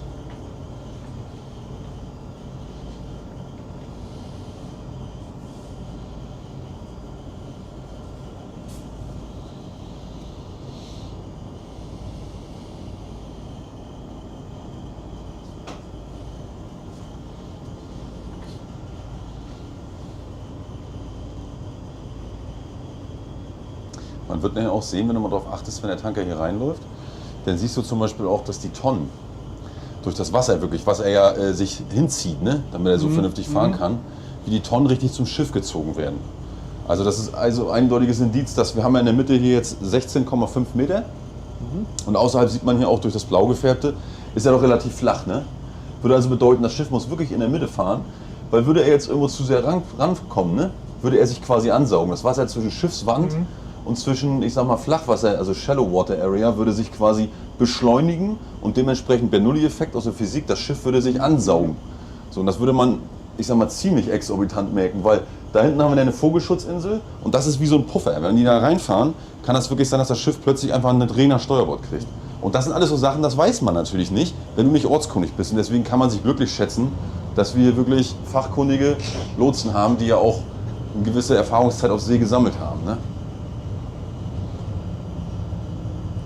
Dieser Ansaugeffekt, der hat ja, glaube ich, auch eine Rolle gespielt bei der Ever Given damals im Suezkanal. Das war genau das Gleiche. Genau, die sind irgendwann zu nah ans Ufer gekommen und dann, ja. Das ist genau das Gleiche, richtig. Ja, die Berlin ist durch und wir machen uns auf den Weg. Oh, schöner Tanker, schöne fette Schnauze hat er. Ich mag das ja, ne? Ja? Ja, ich mag diesen Anblick von den Tankern, wenn die so schön tief im Wasser liegen. Guck mal, der hat sich auch farblich angepasst.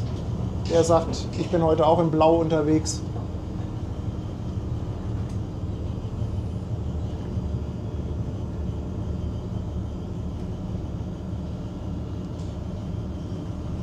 Mr. Bindi Lindy, ich danke dir für eine verschenkte Mitgliedschaft. Und F4 Ulk 28. Ja, auf Twitch haben sie immer die lustigsten Namen. Herzlich willkommen an Bord. Danke für deinen Prime Sub. Man wird nachher auch sehen, was der vorne für eine Welle wegschiebt. Ne? Containerschiffe haben ja einen sogenannten Wulstbug. Die laufen ja stromlinienförmiger. Und bei dem ist das halt so, aufgrund des Tiefgangs schiebt er eine wahnsinnige Welle vor sich her. Und der Schlepper, der vorne festmacht, muss natürlich entsprechend da den Sicherheitsabstand wahren, aber auch eine gute Position wählen. Ne? Moin, Robert. Moin, moin. Moin.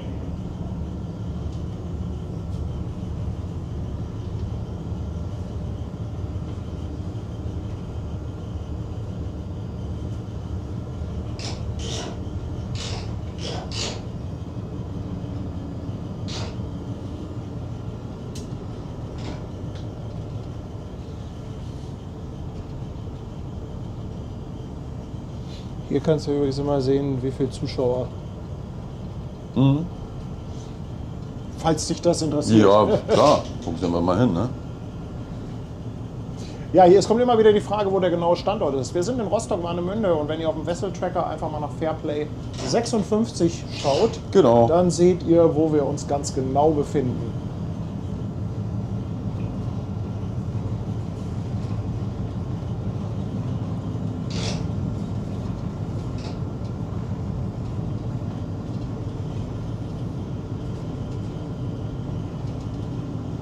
Heute mal Hamburg Hafen live on Tour in Rostock, aber das wird ja auch nicht das Einzige sein dieses Jahr. Wir haben ja auch schon die Einladung zur Portparty bekommen, Ende April. Da bin ich auch hier. Und Da siehst du die rote Tonne, wie die sich bewegt? oh ja, muss mal gucken. Genau. wo Das ist sie? genau durch diese hydrodynamischen Effekte, ne? Die da zum Tragen kommen. Ja. Oh ja.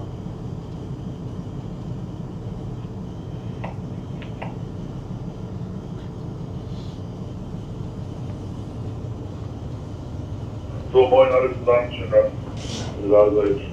66, hast du schon gesagt, hinten ran bitte. 64 vorne ran. 7. Backbord, 8 mitlaufen, 56, Bug vorne, Backbord mitlaufen. Moin Matthias, vorne Backbord, 56 mitlaufen. Haben wir mit. 66, 8 Mitte, moin, Robert Berg und Kollegen hier. Leider, willkommen. Und die 64, Hugo vorne bitte. Jupp. Ja, und die 17 kommt dann unter den Backbord noch.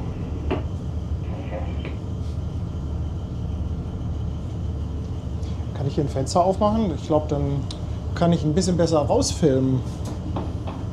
Du kannst uns auch rausgehen, dann kannst du uns hinter dem Shop, wenn du willst, dich hinstellen einmal kurz. Ja, ich glaube, Fenster ist ganz gut. Dann kriege ich auch noch mit, was hier passiert. Sonst gehe ich gleich mal raus.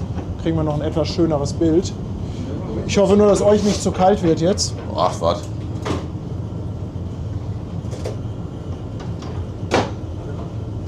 So, da sieht man das, ne? Wie schräg der Schlepper davor muss, damit das alles funktioniert.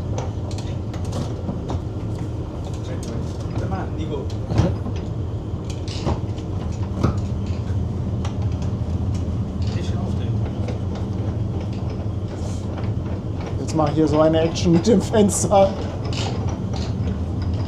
Wäre ich mal doch besser rausgegangen kurz. Oh Mann. Jungs, jetzt ist doch besser nach hinten raus. Nee, Entschuldigung, lass mal.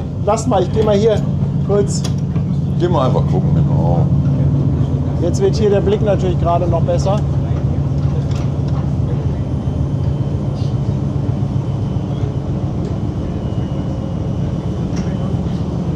Alles gut. Jetzt sieht das ja am besten so. Ja. Ich bringe hier wieder alles durcheinander mit meinen Wünschen.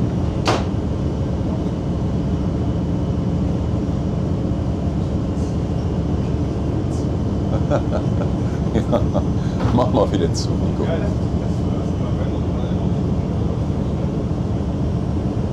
McLean. Noch?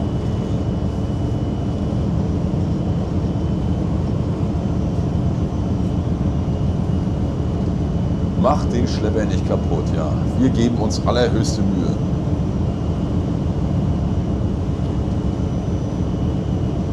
Alles wird gut.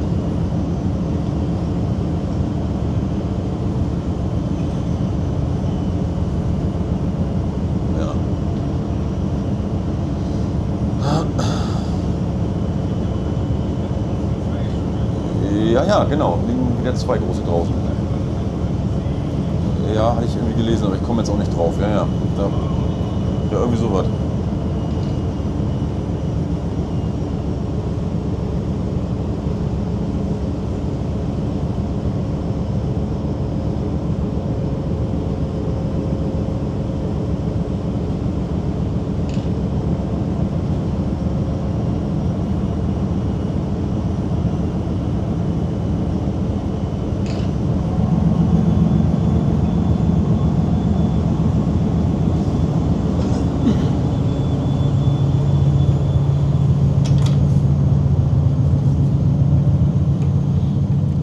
hier so einen Wirbel mit dem Fenster gemacht. Aber das weißt du zu schätzen. Der Chat sagte gerade schon, dass es wird einmal im Jahr aufgemacht. Paddy hat den Schlepper kaputt gemacht. Ja, in der Regel braucht man die auch nicht aufmachen. Das ist Quatsch.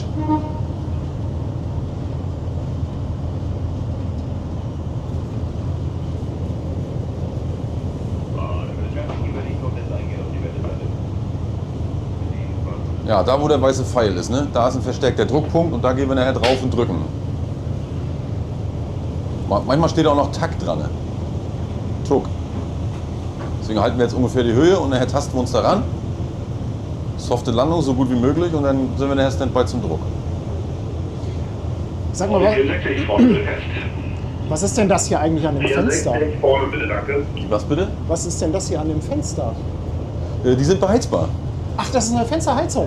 Ah, okay. Die Scheiben sind beheizbar, weil im Winter ist es Ja, doch, klar. kann das hier ganz schön kalt werden. Macht ja voll Sinn. So ist es. Gibt es eigentlich eine Vorgabe, Leinenübergabe beim Tempo? Ja, gibt es. Also das ist ein bisschen schiffstypenabhängig. Aber in der Regel sollte das, hier liegt das so und bei 6 Knoten. Das ist eine sehr sichere Geschwindigkeit. Für den Schlepper zählt aber immer Geschwindigkeit durchs Wasser, nicht über Grund. Ne? Das muss man ganz klar wissen. So, hier ist das jetzt beides dasselbe, weil wir eigentlich keinen Tidenstrom haben. Aber in Hamburg liegt das ungefähr so bei 7 bis 8 Knoten durchs Wasser. Da ist es aber wieder so, da hat man halt auch größere, stärkere und schnellere Schlepper, ne, auf die man zurückgreifen kann. Also das ist das, was ich vorhin meinte mit, das muss der Lotse halt wissen und das wissen die halt auch. Ne? Was sie dann da für Schleppertypen haben und welcher sie sich letzten Endes bedienen können.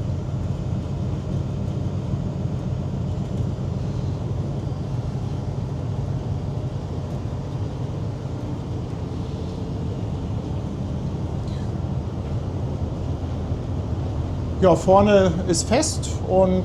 Achtern auch gleich. Und dann wird der Achterschlepper dann erstmal bremsen, weil da vorne, wo gerade die Fähre ist, da ist die Wendeplatte, die große. Da werden wir das Schiff quasi einmal drehen um 90 Grad und dann gehen wir nach rückwärts Richtung Osten 66 Achter bitte fest, wir machen lang. und dann zum Liegeplatz rückwärts. 66 fest, 8 bitte, danke.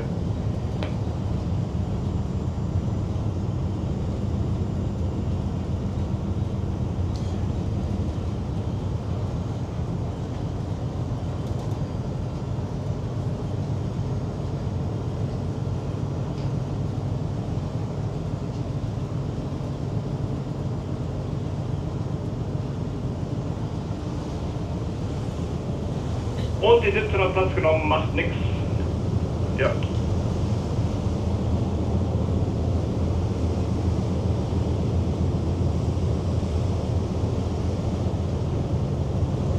Gleich können wir anfassen. Ja, wir haben ja noch Zeit. Also eigentlich brauchen wir uns so schnell nicht. Ne? Muss natürlich jetzt gucken, dass von vorne das Schraubenwasser vom Schlepper reflektiert ja auch in der Bordwand und beschleunigt das quasi. Und deswegen gucken wir, dass wir da so ganz sachte gegensacken.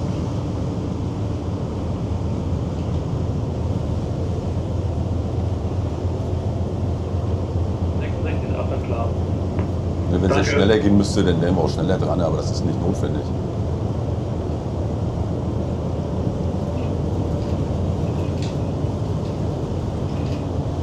Zack, gleich liegt er auf dem Reifen und dann sind wir dran. Plupp. So. Und die 56 liegt auch lose an der Farbe. Jawohl, danke.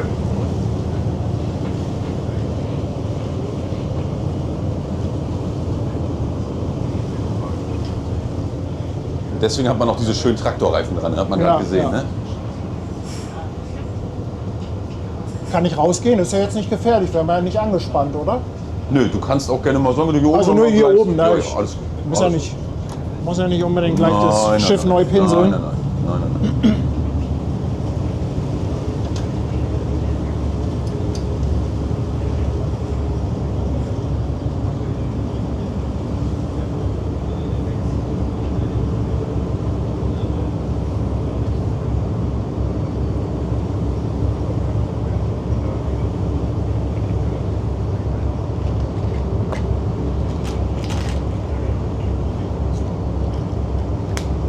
Aktuell Muss mal schnell 2412 meine Leute. andere Wird Kamera meistens aber auch holen. hinterher Ich ganz brauche ja häufig noch wohl auch gesehen. ein, Hatte zwei ich schon. Fotos fürs Thumbnail. Ich brauche mal schnell mein zweites Handy, damit ich nur ein, zwei Fotos machen kann. 9, 2, 4, 0, Quebec 7.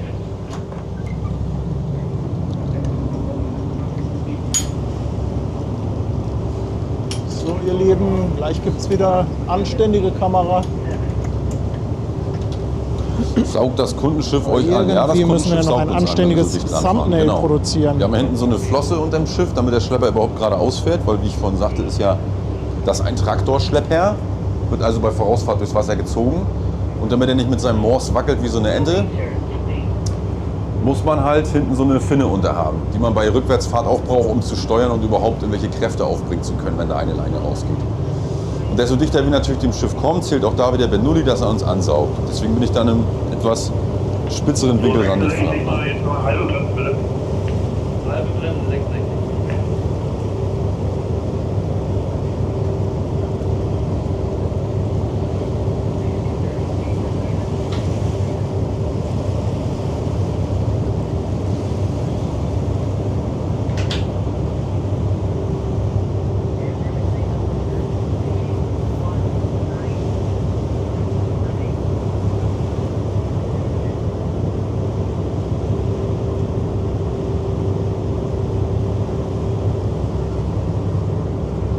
Fairplay sind ungefähr 26 Häfen europaweit tätig, genau. Bis auf Offshore und sowas alles, das kommt natürlich on top. Unsere Wahnsinn, Schiffe und auch die ich bin Grundschiffe. schon wieder völlig aus dem Häuschen. Das sind schon wieder Eindrücke, also hier oben zu stehen und direkt quasi an der Bordwand von diesen dicken Hast gesehen, Tanker von zu angesaugt kleben. einfach, ne? Aber das ist ja nicht schlimm. Leute, Du das bist ist auf dem Reifen. sensationell. Du bist dran, Also ne? wirklich, das ist Aber sowas von wenn natürlich sensationell. Wenn du zu viel ruderst, dann hätte Wumms, ne? Dann wäre er gegengekommen. Das wollen wir natürlich nicht. Ich meine, er hat ja für eine Schiene. Muss aber mir weißt du, nachher wenn wieder ein ich- Souvenir gerade bei wenn jetzt hier- Fairplay aus dem Shop kaufen. 70 Bremse. Gerade wenn jetzt hier irgendwas draußen hängt, eine Gangway oder so, Podest, ne, muss natürlich immer gucken, ob das alles hier so, nicht, dass man sich da mal gegenschaukelt, das wäre doof.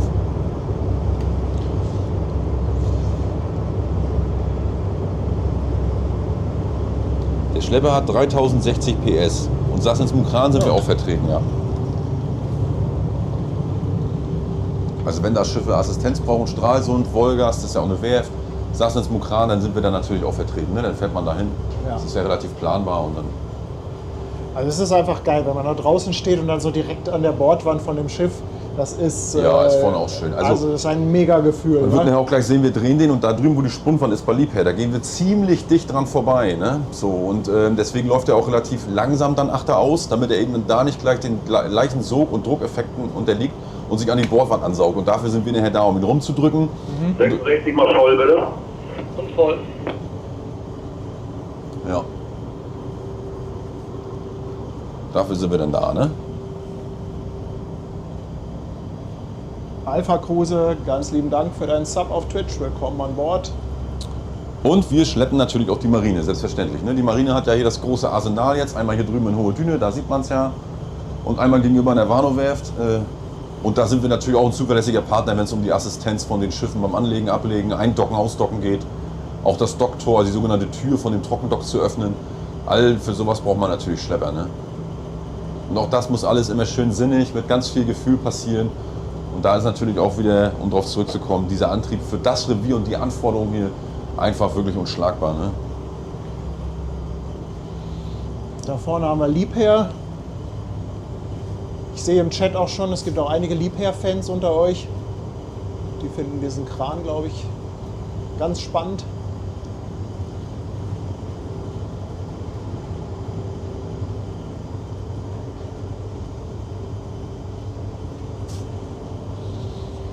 Die Marine hat ihre eigenen Schlepper, ja genau, aber nichtsdestotrotz, ich glaube, aufgrund der Flexibilität weichen sie dann doch häufig auf uns hier aus, weil wir sind ja 24 Stunden rund um die Uhr, 14 Tage lang an Bord. Ne? Und ich glaube, das ist da einfach ein großer Vorteil, den wir da haben.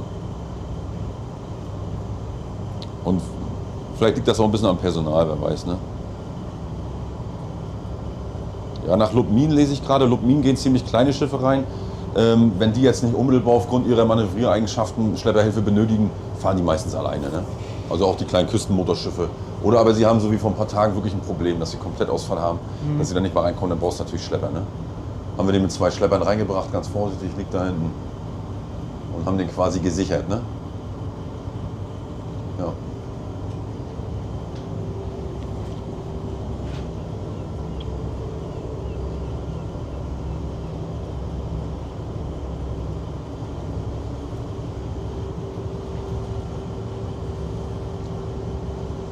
Und wie man sieht, gleich wieder Drehzahlen reduziert hier. Ne? Wir wollen ja nicht so viel Brennstoff verbrauchen, deswegen haben wir gleich hier, wenn wir jetzt noch nichts machen müssen, die Drehzahl runtergenommen.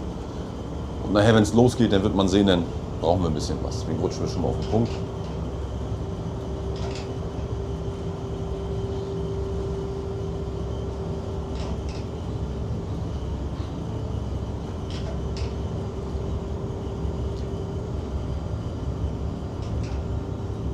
Und das ist jetzt auch so für die Community mal nochmal erklärt, auch wenn wir das schon ein paar Mal hatten. Der Kapitän behält die Verantwortung von dem Seeschiff. Die nimmt ihm auch keiner ab. Aber es ist in der Praxis so, dass der Lotse, der ja ein ortskundiger Berater des Kapitäns ist, die Schlepper kennt, die Manöver kennt, sein Revier sehr gut kennt. Und der Kapitän quasi jetzt immer mit dem Lotsen daneben steht. Aber der Lotse die Schlepper dirigiert, das macht nicht der Kapitän. Der Kapitän würde natürlich sofort So, die intervenieren, 66 mal, ihr seid noch voll, ja? wenn ihm was Wir tauchen nicht voll, passen ja. würde. Ne?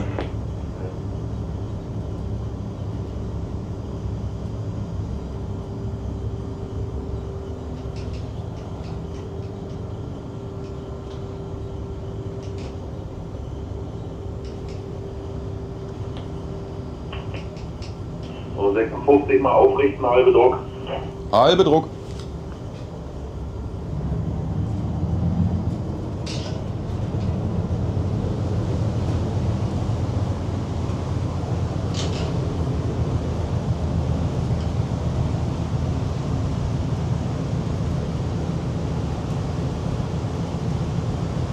Ja, wir drücken jetzt quasi mit unserem Heck hier so weit an die Bordwand ran. Und erzeugen ja auch zwischen der Bordwand und uns quasi, unserem Schlepperquerschnitt, so eine kleine Stauung. Ne? Und dadurch gerät das Schiff jetzt auch gleich schon in Drehung, was er will. Der Lotse, ne? Er möchte rechtzeitig in Drehung kommen, damit er hier auf der Wendeplatte das Schiff auch drehen kann.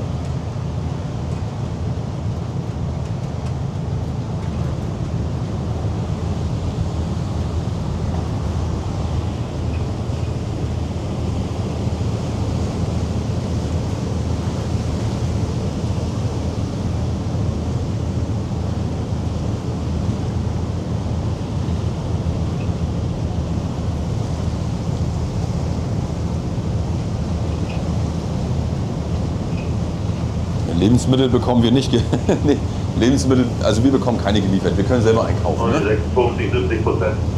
70.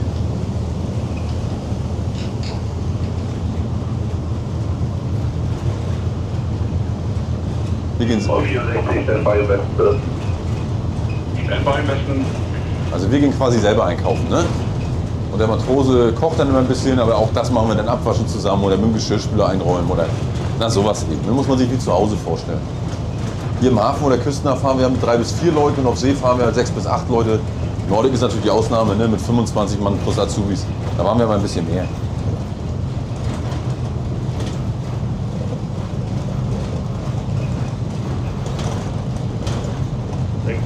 Voll. Und alles.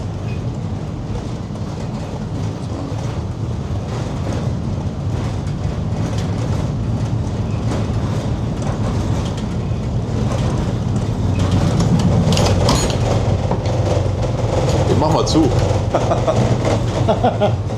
Jetzt sind wir im Prinzip schon voll in der Drehung, oder? Ja, sieht man auch, wenn man da so hinguckt, ne? Der dreht jetzt immer. 64 voll, halbe quer. Halbe quer.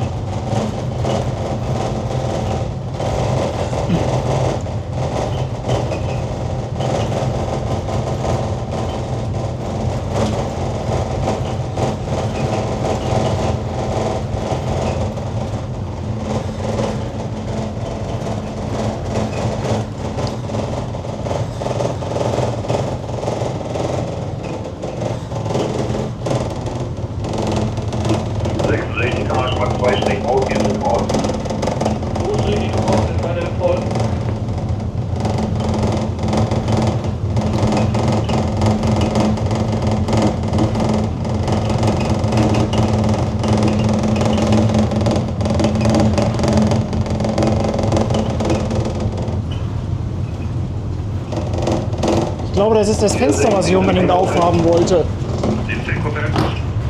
Ah. Guck. Wenn Paddy hier sein Fenster zumacht, dann ist auch wieder leiser hier. Ja, ja, klar. So.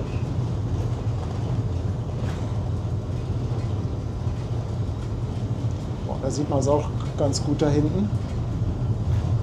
Genau, und da durch das Fahrwasser müssen wir gleich rückwärts. Da, wo das kleine Ausflugsschiff ist, da müssen wir rückwärts durch.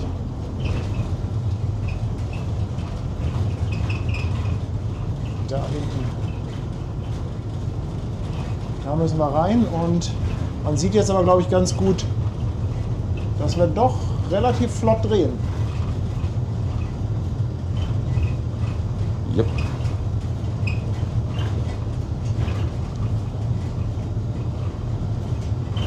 Ja, ist eine Masse, ne? 64, Stopp, danke. Auf die 64.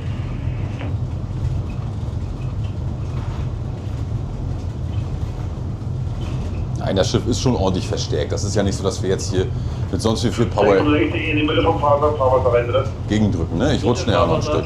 Aber so um und bei des Falls ist das Und mal alles runter auf verstärkt. 70%, die Und hier das 66. 1 und 2, da sieht man auch, das ist ein Quershot. Ne? Also deswegen hätte ich mich sonst jetzt nicht gegengelegt.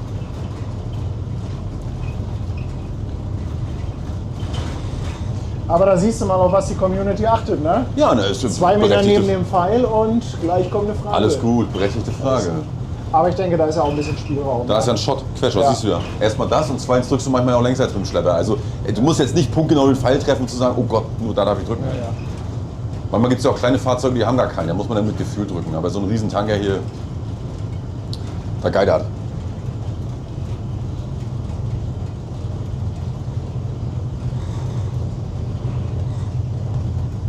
56, halbe. Halbe. 64 mal runter, sacken nach Süden, dann bald zum Auffangen. Nach Süden.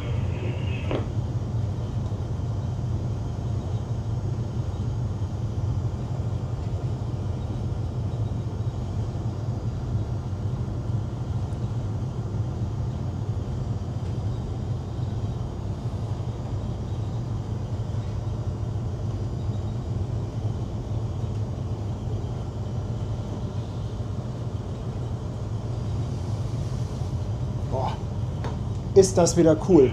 56, Stopp. Und stopp. 17 mal halbe drauf, bitte. So, jetzt kann ich natürlich mal dicht an der Bordwand langfahren, damit sich alle beruhigen. 64, halbe Süd. Halbe Süd.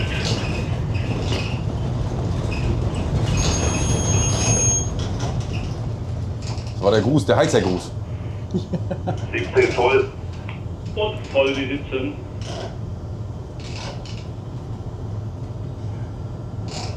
So, und jetzt geht's gleich rückwärts für den Tanker. Genau, der geht jetzt gleich rückwärts genau da in die Richtung das Fahrwasser rein. Ne? Da sieht man dann eben auch, dass da nicht allzu viel Luft und Platz ist links und rechts. Und deswegen braucht man auch wirklich da die Kollegen, die Lotsen und die Schlepper, dass sie das Fahrzeug hier wirklich punktgenau reinbringen. Ne? Aber die Rückwärtsbewegung macht er schon mit der eigenen Maschine, ne? Die Probe, oder? Teils. Ja, kann sein, aber eigentlich hat er ja auch starke Schlepper. Das macht jeder auch ein bisschen anders. Ne? Der eine nimmt sich mehr die Schlepper, der nächste versucht doch noch ein bisschen was mit der Maschine zu machen. Das ist ganz unterschiedlich. Ne? So. Stoppen wir erstmal hier und dann.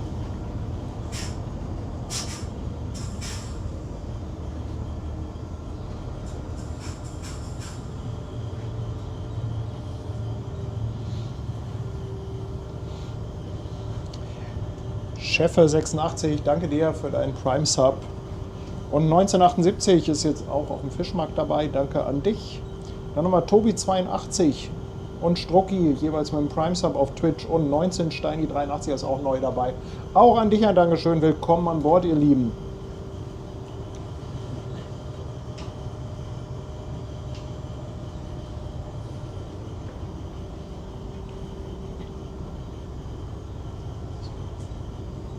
Ja, Wahnsinn, euer Interesse.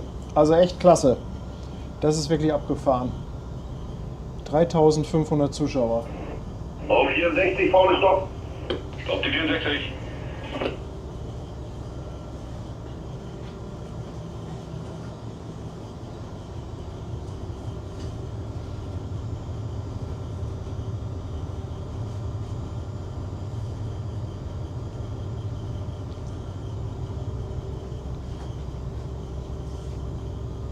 Und 56 mal halbe Druck bitte. Und halbe mit ran. 17 nur noch halbe. Runde auf halbe sitzen.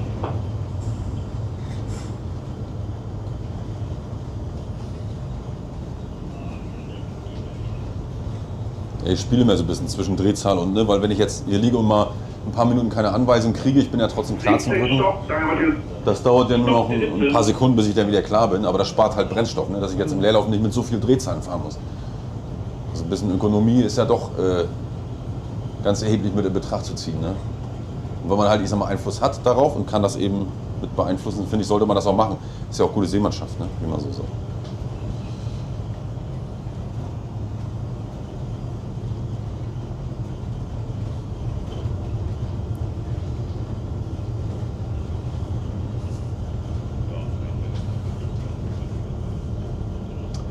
Larissa fragt, ob Conny auch einen Account hat, dem man folgen kann. Also so aktiv ist Conny auf Social Media nicht, aber er ist trotzdem auf Instagram vertreten. Ich muss ehrlich sagen, dass eigentlich bist du daran schuld, dass ich mir sowas mal angelegt habe. Das ist echt so. Conny ist der Mann mit 1000 Followern und der noch nie was gepostet hat. Ja, ich glaube, das ist für manche einen echt unverständlich. Aber ich bin da wirklich nicht so, muss ich ehrlich sagen. Also wenn mal eine Frage kommt, man muss ja auch ehrlich sein, wenn man sowas rausposaunt, damit das, sag ich mal, keine Finte wird, dann muss man ja irgendwie auch sich mal die Zeit wirklich nehmen, das auch beantworten, weil sonst, genau. Ich stehe so ein bisschen darauf, so ein Mann, ein Wort. Wenn ich sage, ich mache das, dann mache ich das auch. Ja. Und wenn ich jetzt der Community erzähle, ja, ich beantworte eure Fragen und ich kriege 1000 Anfragen und die warten ein Jahr drauf, dann hat das keinen Nährwert für mich. Deswegen machen wir es lieber so. Ich bin da auch ganz ehrlich und sage, ich habe da nicht die Zeit für und um noch ehrlicher zu sein, selbst wenn ich sie hätte, weiß ich nicht, ob ich sie mir nehmen würde dafür, weil ich bin da einfach nicht so 50 mal Stopp dabei. Stopp, Standby. Aber deswegen habe ich auch kein Problem damit, dass wenn wir mal solche Sachen machen und Fragen sind, immer gerne. Also ist alles gut. Dann laden wir Conny lieber ab und zu mal ein. Ja, oder so wie wir schon mal den Podcast auf der Schlepperbrücke gemacht haben, ne? Wenn da was Interessantes ist und wir haben Fragenportfolio, ich antworte da gerne drauf, das stört mich auch nicht. Auch nicht nebenbei oder so, ist alles gut, ne? Aber mich jetzt da wirklich hinzusetzen, ich mache wirklich durch meine andere Tätigkeit mittlerweile sehr, sehr viel am Computer, hätte ich ehrlich gesagt mit gerechnet. Aber bei mir 50 Meter, ne? Aber Und für alle, die später dazu gekommen sind, wir haben ja schon öfter mit Fairplay was zusammen gemacht, sowohl mit Conny, aber auch mit den Crews in Hamburg. Und es gibt einige Aufzeichnungen an Livestreams bei uns auf dem Kanal. Wenn ihr da mal so ein bisschen nach Fairplay und Schlepper sucht, da werdet ihr einige tolle Streams finden. Viele, viele Fragen, die wiederholen sich natürlich auch. Aber trotzdem, also ist ja auch okay, wenn einer da eine Frage hat, das ist ja legitim. Ne? Beziehungsweise wenn du da Anfragen kriegst, wir können das gerne nochmal irgendwann planen, dass wir uns wirklich nochmal, ich muss mir nochmal dein neues Büro angucken. Ne? Oh ja. Dann brauchen wir nicht mal im Regen stehen, wir beide, wa? Nee. So. Oh ja, der war legendär, der Flugzeugträger-Stream. Aber wir haben auch, musst du sagen, ganz viel Glück gehabt. Ne? Ja. Also weil das Wetter wurde wirklich gut, als er nachher kam. Ja. Davor war es wirklich, ne, da hat es ja sonst was vom Himmel geregnet, aber war schon gut. Schlepper-Streams sind übrigens auch die mit den höchsten Aufrufzahlen immer. Also Freue ich mich. Schlepper sind auch unsere besten Pferde im Stall. Es ist ja auch eine eigene Welt und ich glaube, wenn man das jetzt so von außen betrachtet immer sieht, dann sieht man ein großes Schiff, das weiß jeder, das kennt jeder. Dann siehst du da irgendwie so ein relativ kleineres Fahrzeug, wobei so klein sind sie ja eigentlich nicht, wenn man jetzt mal die anderen Größenverhältnisse sieht und da an Bord geht. Ne? Ja, was machen die eigentlich überhaupt alles? Die sind ja nicht nur im Hafen und sind dann da und ziehen die Schiffe rein, obwohl du ja gestern richtig erklärt hast, habe ich noch, glaube ich, ganz kurz mal reingeschaut. Wenn die Schiffe fahren, ziehen sie ja gar nicht effektiv, sie fahren ja nur mit, um jederzeit agieren zu können. Ne? Hier wird nochmal nach deinem Zweitjob gefragt. Ich glaube, du meintest die Aufgabe als Flottenkapitän, ne? Ja, also ich bin... Er hat keinen Zweitjob in dem Sinne. Nee, ich bin ja treu. 56, halbe Druck. Halbe Druck. Ich bin ja treu der Sache gegenüber, was ich mache und eigentlich auch loyal, zumindest glaube ich das. Es ist aber so, wenn ich nicht an Bord bin, dann bin ich quasi so ein bisschen das Bindeglied zwischen der gesamten Fairplay-Flotte und zwischen dem Büro an Land. Und es gibt ja doch häufig Themen, die dazu bearbeiten sind, sei es jetzt Aus- und Weiterbildung oder so, was wir vorhin angerissen haben, auch in Bezug auf unseren lieben Nico, das Kapitänstrainingsprogramm, dass man ja doch, glaube ich, wenn man mit einer gewissen Sichtweise von Bord an Land geht, besser vermitteln kann und vielleicht aber auch umgekehrt mal... Und stopp schon. Und vielleicht auch umgekehrt einfach mal eine Sichtweise von Land mal mit an Bord nimmt. Also das ist ja einfach, das Größte ist ja immer, finde ich, wofür man sagen muss, ist für eine gute, transparente Kommunikation. Dann funktioniert das auch. Ne? Und das ist so der Grund. Oder aber ich bin immer in Hamburg im Simulator und mache da mit den Lotsen zusammen Lehrgänge. Es geht manchmal um Prozessoptimierung einfach, welches Revier, welcher Schlepper oder wenn jetzt irgendein Kapitän Unterstützung braucht und sagt, du, ich habe hier irgendwas, das geht vielleicht nicht ganz so oder hast du noch mal eine Idee, dann freue ich mich natürlich über das Vertrauen, was mir geschenkt wird, wenn man mich dann aktiviert. Ne? Und ich bin wiederum auch jemand einfach, wenn man Unterstützung braucht und meint, man kann die bei mir finden, dann bin ich der Letzte, der sagt, ich kümmere mich nicht um irgendwas.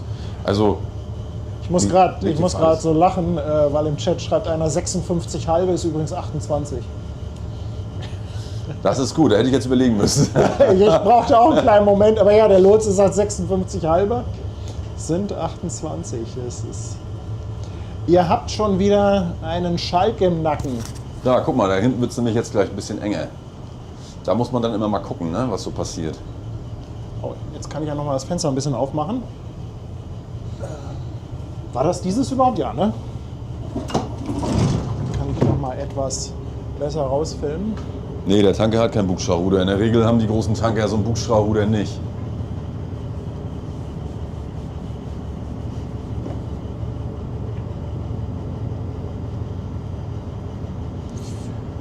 Ja, so wahnsinnig viel Platz ist da nicht, oder? Ja, das sieht aber aus dem Winkel jetzt auch also schwierig aus. Er läuft ja doch so schräg rein, also das geht schon alles. Und das ist ja auch wieder so ein Alleinstellungsmerkmal, wenn du so Schlepper fährst, dann ist ein Meter noch ganz viel Platz, ne? Also das hört sich jetzt vielleicht ein bisschen komisch an, das ist aber so. Du arbeitest auf engstem Raum und da musst du eben, das ist auch wieder ein Grund dafür, dass du diese Fahrzeuge eben auch gut im Griff haben musst. Und gut trainiert sein musst, ne, um eben das Fahrzeug im Griff zu haben, auch wenn es wirklich mal eng wird. Und das musst du trainieren, das muss in Fleisch und Blut übergehen. Bitte mach dich mal ein bisschen schlanker hier, ne? Ja. Entschuldigung, 66, du hast nicht gemeint. Geh mal wieder zurück in die Mitte. Bitte Kanal. 64 mal Süd. 64 Süd. Mal nachgemessen, wir sind mit dem mal dann angelaufen. 30 cm Platz. Ne? Mag gar nicht von den Guck zu. Hier mehr nach Rot, die 66. Er musste, weil da Wind, ne?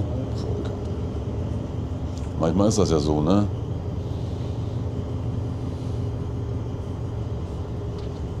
Und die 64 vorher nochmal halbe Süd, bitte.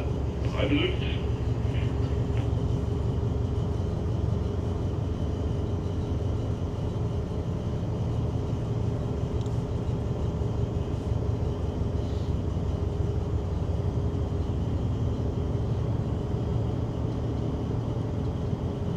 Also wenn die Schiffe mit Azimut-Thrustern ausgerüstet sind, das heißt ja im Endeffekt bloß, dass sie Antriebsanlagen haben, die sie 360 Grad drehen können. So, das ändert aber letzten Endes nichts an dem hydrodynamischen Einfluss, den das Fahrzeug unterliegt und natürlich auch an der Größe, ne? Und der, ich sag mal, dem eingeschränkten Manövrierraum. Da muss man dann schon ein bisschen was machen. So. Und deswegen, egal wie groß, dann müsste ja auch für einen vernünftigen Hebelarm der Tiefgang einfach immens sein.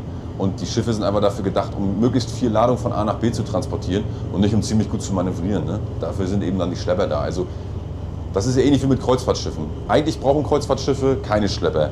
Sobald aber eine gewisse Windstärke dazu kommt, aufgrund des Winddrucks, ne, hat sich das alles erledigt. Dann ist das obsolet. Und die 64 genau, danke.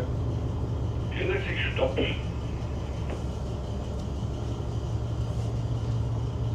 Was mache ich mit den Hebeln an verschiedenen Steuerständen? Die laufen mit.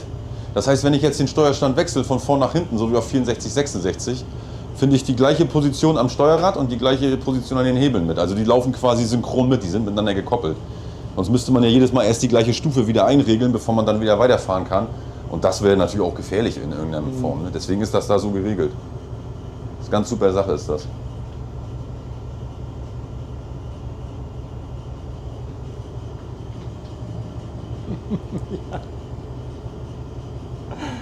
Ja, der Chat wieder.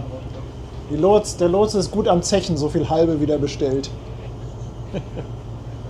Ja, mit was kann man die Größe vergleichen? Also der Schlepper ist 28,36 lang, 9 Meter breit, hat 64 Tiefgang. Und die anderen sind ja, wie es der Name sagt, 60 in die Mitte. 25,13, sind 25 Meter lang, 13 Meter breit. Die wirken natürlich größer aufgrund der Breite. Ne? Und ich sag mal, man darf ja mal nicht vergessen, auch vom Platz her und vom Power her, da liegen ja auch locker 3 Jahrzehnte Schiffbauerfahrung zwischen. Ne? So, also einfach nur mal, um die Dimension da so ein bisschen abzustecken. Das kann man nicht vergleichen. Aber diese Arbeitspferde, eben was ja Schlepper irgendwo sind ja trotzdem wirklich sehr, sehr gut und ständig gewartet und werden auch turnusmäßig sehr gut gepflegt. weil sie halt ja auch für solche Manöver ständig funktionieren müssen. Ne? Also da kann man sich natürlich Ausfall jetzt durch mangelnde Wartung nicht erlauben, aber das ist bei uns eigentlich auch Was haben wir für eine Leistung hier bei der 56? 3060 PS. Ja, für alle Liebherr-Freunde jetzt auch nochmal wieder 2 Strich hoch nach Norden. ganz dicht.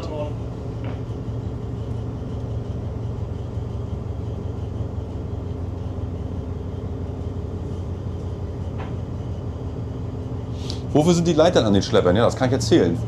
Kann ja mal der Fall erforderlich sein, dass man einen Lotsen vom Schiff abholt bzw. ihn hinbringt. Ne? Das ist früher relativ häufig vorgekommen in einigen Revieren. Das hat ein bisschen abgenommen, weil jetzt haben sie mittlerweile alle ganz hochmoderne Lotsenboote mit Leitern und alles ausfahrbar.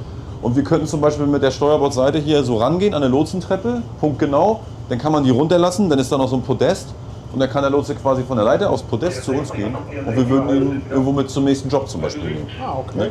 Aber das braucht man mittlerweile nicht mehr, weil wie gesagt, hier sind überall hochmoderne, ziemlich schnelle Lotsenboote im Einsatz und die sind dann ganz schnell versetzt, die Lotsen. Ne? Ich glaube, ich habe das schon gefragt. Wie alt war der Schlepper, die 56? Was ist das? 92 gebaut. 92, ja. Ja. 92. Aber er funktioniert reibungslos.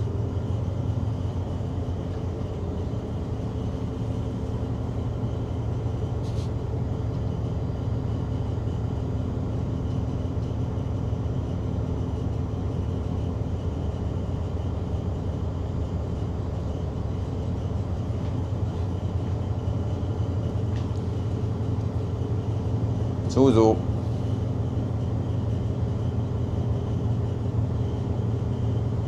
64 Stopp. 64.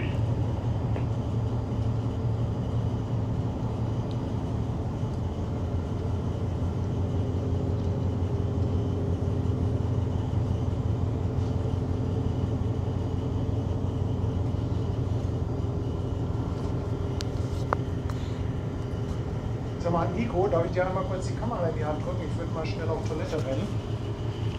Ja, nehme ich. Ja. Mach das mal lieber, nicht das dahin.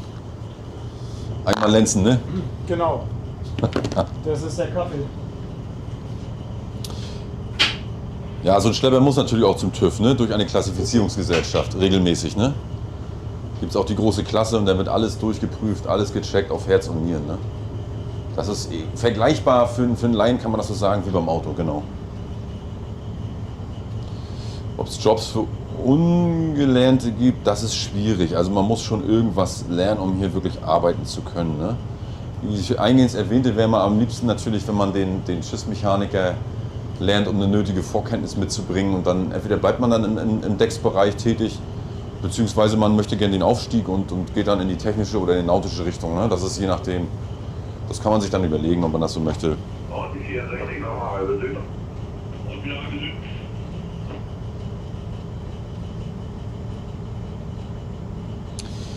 Ich persönlich, sagte doch vorhin schon, ich mag gerne so Schlepper, die Charakter haben, also meistens eher noch so die älteren. Ich fahre auch gerne mal die neueren. Eigentlich ist mir das egal, welcher Schlepper und welcher Antrieb. Kommt immer so ein bisschen aufs Revier drauf an. Ne? Das macht natürlich viel Spaß, hier an diesen Hebeln zu ziehen. Mit den kleinen Joysticks macht das auch Spaß, ganz filigran zu arbeiten. Also das kann man so gar nicht sagen.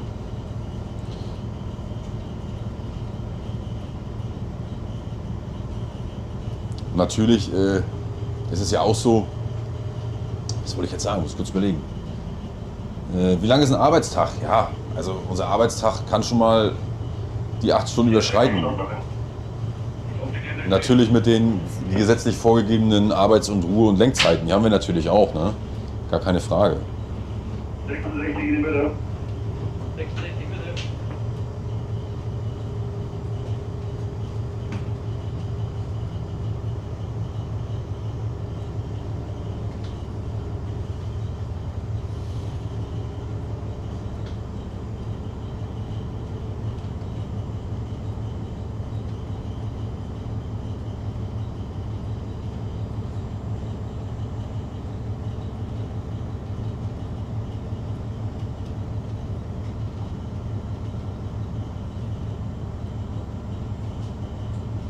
Wir fahren nach dem Job, wenn wir das Schiff rangedrückt haben, wieder zurück nach Warnemünde. Genau, da setzen wir unseren lieben Paddy ab und dann warten wir ja auch eigentlich auf das nächste, was wahrscheinlich vielleicht noch heute Abend stattfindet oder aber auch nicht.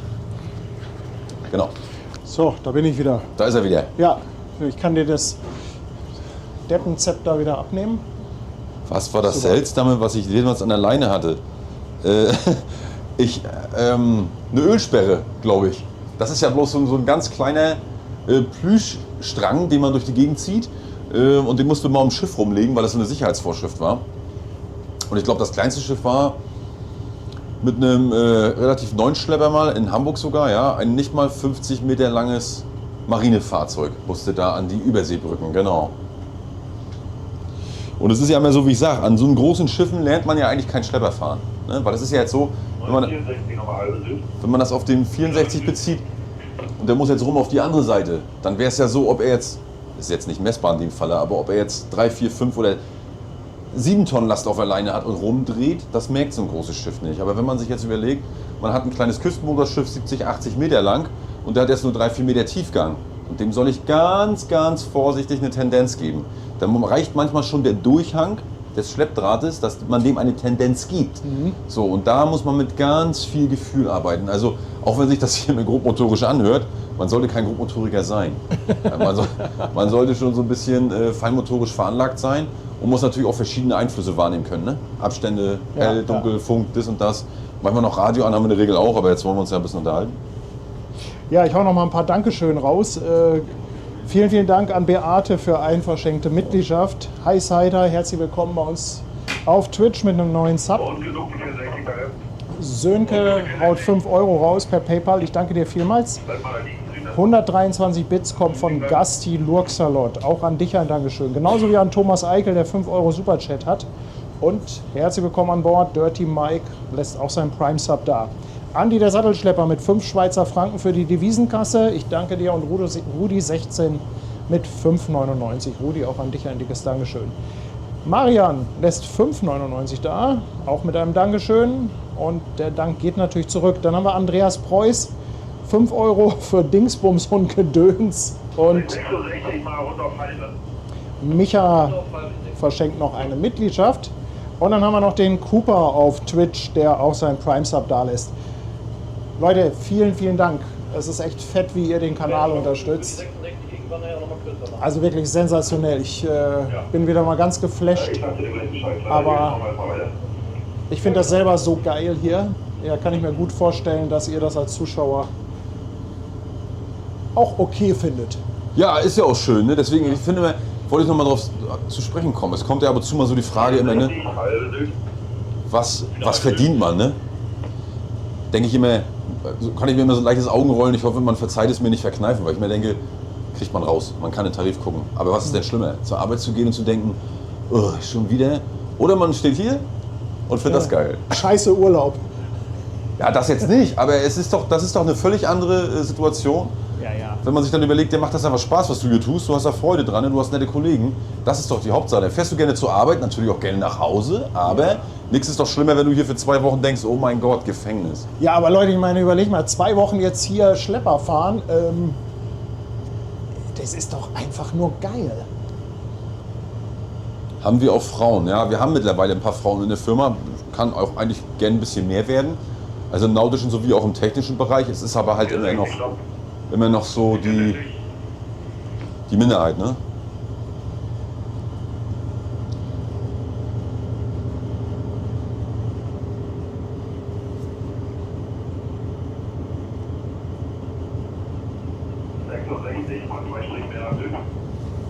Und ich mehr natürlich.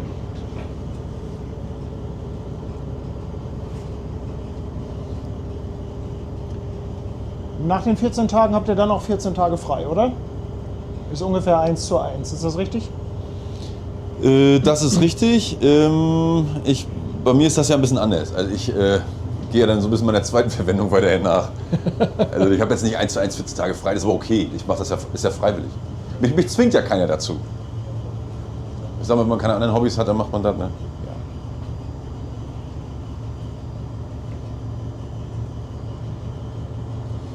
Ja, hier ist das C-Becken, ne? Die großen Schiffe hier, Getreide sehen wir hier, die AOM Elena, Schiff dahinter.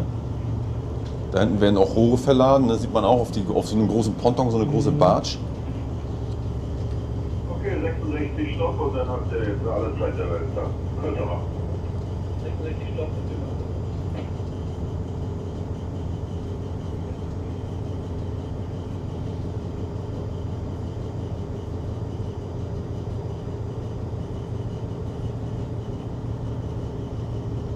Macht ein Flottenadmiral eigentlich auch auf dem Wasserurlaub? Es ist tatsächlich so, dass ich am liebsten an und um das Wasser und auf dem Wasser bin. Ja, das ist so. Aber wiederum auch, wenn es kälter ist und es meine Zeit zulässt und ich das schaffe, auch gerne mal, so wie dieses Jahr, eine Woche in Schnee fahre und mir mal so ein Snowboard unter die Füße schnalle. Das finde ich auch immer sehr schön. Also Sporturlaub und überhaupt Sport ist so doch gerne meins.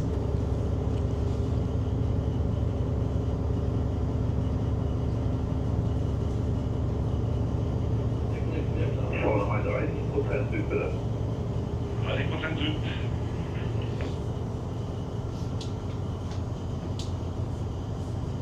Kevlar. Ja, dann lass mal laufen. Loslassen.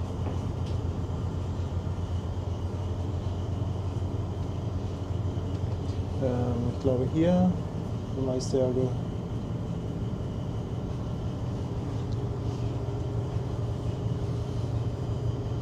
Können auch nachher, wenn das Schiff an der Pier liegt und die Leinen durchgeholt werden, dann drückt man noch einen Augenblick. Dann können wir auch gerne noch ein paar Fragen. Ja, ich gucke mal rein. Ich glaube, der eine Chat hier hat angehalten, oder? Kann das sein? Ich glaube auch. Ja. Schnee ist auch Wasser, ja. Nee, das sind nur die. Hier ist so. nur der Chat auf der Seite. Aber warte, ich gucke mal, ob ich den hier wieder zum Laufen kriege auf dem großen Bildschirm. Ja, ja, ja.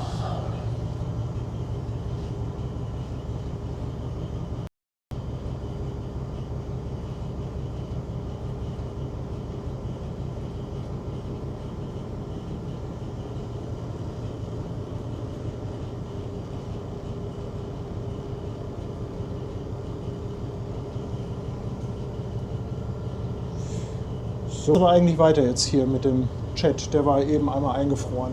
Ach so, okay.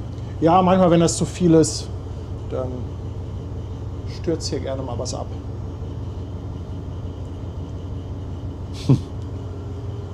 Ja, sieht man auch die großen Kräne hier bei Liebherr. Wahnsinn, ne? Also was hier so gebaut wird, absolut irre.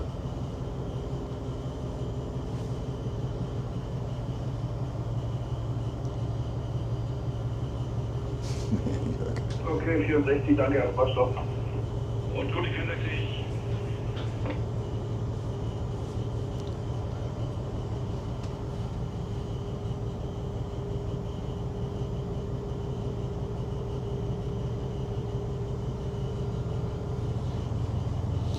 Ja, also der Tanker wird ungefähr circa, ja, weiß ich nicht, meistens liegen die so zwischen 28 und 36 Stunden hier. Dann sind die leer und dann ist es so, dass die wieder rausgehen mit 3 Schleppern. Ne? Und draußen, wie wir vorhin schon erwähnten, liegen ja schon die nächsten beiden. Also das wird dann, das geht weiter wie Brezelbacken, ne? Ja. Aber mal interessant, Tanker in Hamburg, ja, wenn, dann sind die kleiner, ne? Kleinere Tanker kommen nach Hamburg, ne? Ja, Kadwig Shell hinten die Ecke. So, die 56, halbe Druck bitte. Und halbe.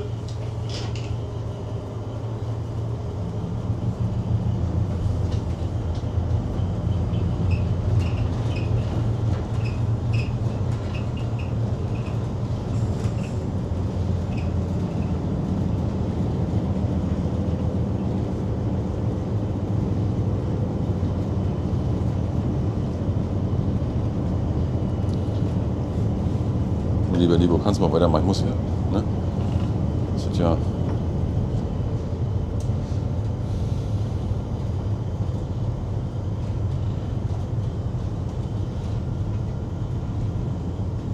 Ja, Guck, so. Nico übernimmt, dann kann Conny noch ein paar Fragen beantworten. Er ist ja auch die ganze Zeit gefahren, Ja. bloß ich muss ja auch mal wieder fahren, damit das ich verlerne. Was willst du machen, ne? Sonst ist Nico nicht alles bisher gefahren, ja, alles gut. Kann er auch und alles super.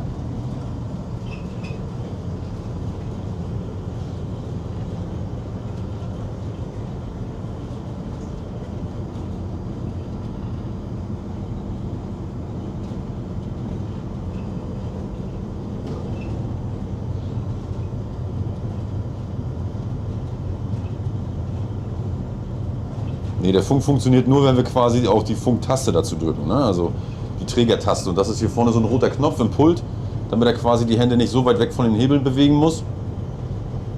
Ansonsten wird nichts aufgenommen. 56 voll. 56 voll. Leon, willkommen an Bord. Danke für deinen Prime-Sub. Und der Bernhard schickt 5 Mitgliedschaften. Ganz lieben Dank. Monika, herzlich willkommen. Ein neues Mitglied auf YouTube. Und 1978, danke für 2,49 für eine Tafel Schokolade im Backoffice. Ja, als Binnenschiffer zu uns zu kommen. Ich glaube, als Binnenschiffer, ich müsste mich jetzt da weit aus dem Fenster nehmen, ich glaube, da ist eine kleinere Umschulung notwendig. 66, 8 dann jemand Standby im Westen, ne? Raum Abseits. Und wenn der Funk ausfällt, haben wir natürlich mehrere Funkgeräte in Reserve, ne? Also das ist sowieso.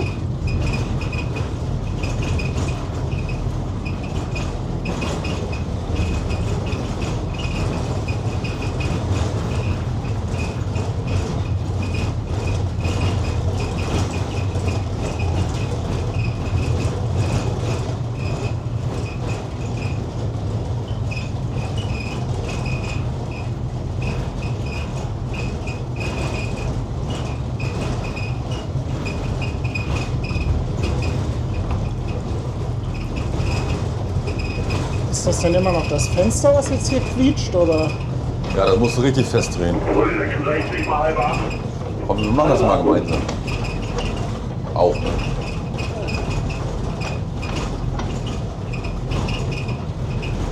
56 nur noch halbe. Halte die 56.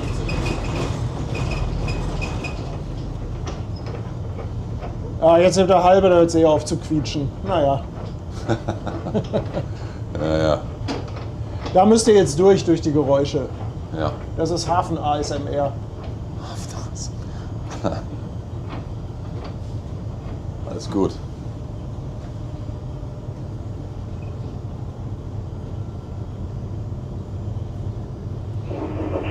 Stopp. Stopp die 66. 56 Stopp. Stopp 56. 64 so wieder links halbe. So über links halbe. 17 halbe Druck. Halbe Druck die 17.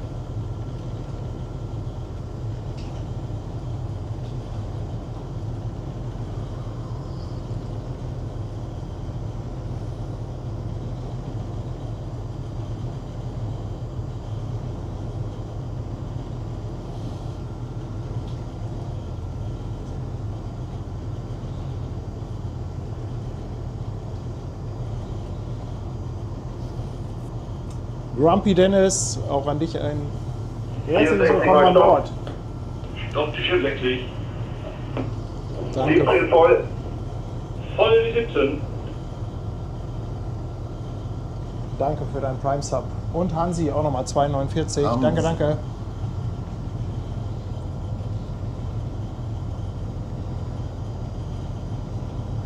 Und wieder halbe, die 17. Und runter auf halbe. 56 halbe Druck. Halben Druck die 56.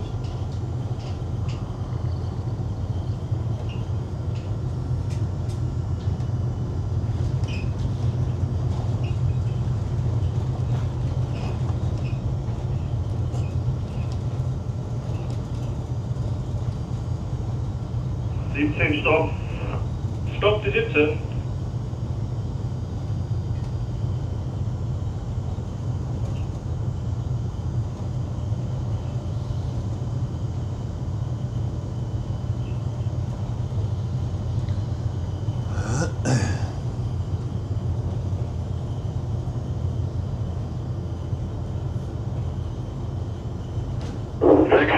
Voll.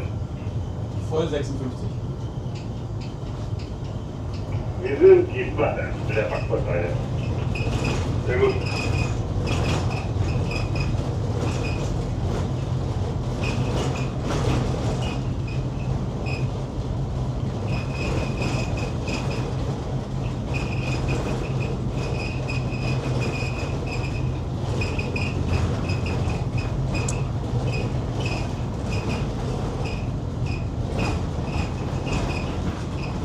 Genau, da geht er jetzt rein, ne? Mit Steuerbordseite an die Kiel. 56 halbe.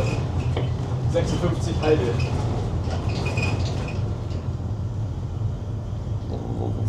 Wum.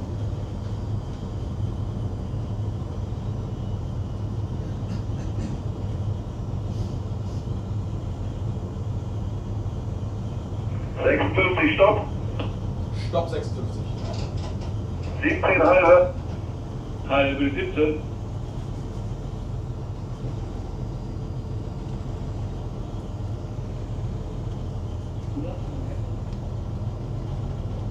Ist das Achtern der alte Axel? Ja, das ist er. Und mehr als voll, naja, es ist immer so, da sage ich mal, dass man sich bei voll gibt man nie 100%, weil man sich immer eine gewisse Leistungsreserve offen lässt, für den Fall der Fälle, dass es wirklich mal eng wird. Und wenn man sich dann, sage ich mal, manövriertechnisch immer an voll gewöhnt und immer voll durchzieht und die Hebel sind auf Anschlag und man braucht wirklich mal ein bisschen mehr, dann kommt halt auch nicht mehr, ne? Wenn man es mal benötigt. Und das ist so der Hintergrund des Ganzen eigentlich.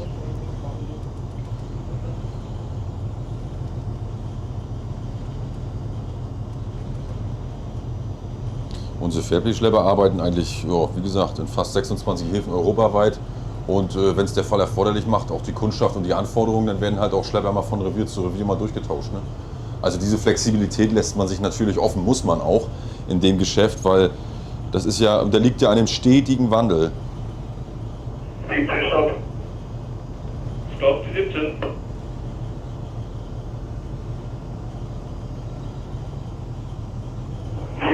Mal 30% ab, bitte. 30 ab.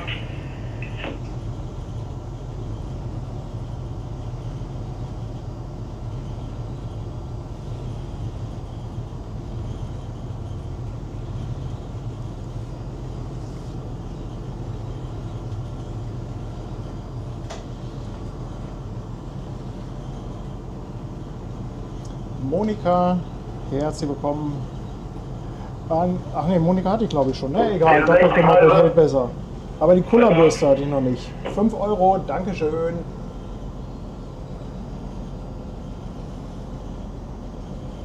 Habe ich irgendjemanden? Kann natürlich sein, dass ich irgendjemanden vergessen habe. Bitte entschuldigt das, wenn ich jetzt irgendeine Unterstützung Halbe Druck. unterschlagen habe. Das ist wirklich keine Absicht.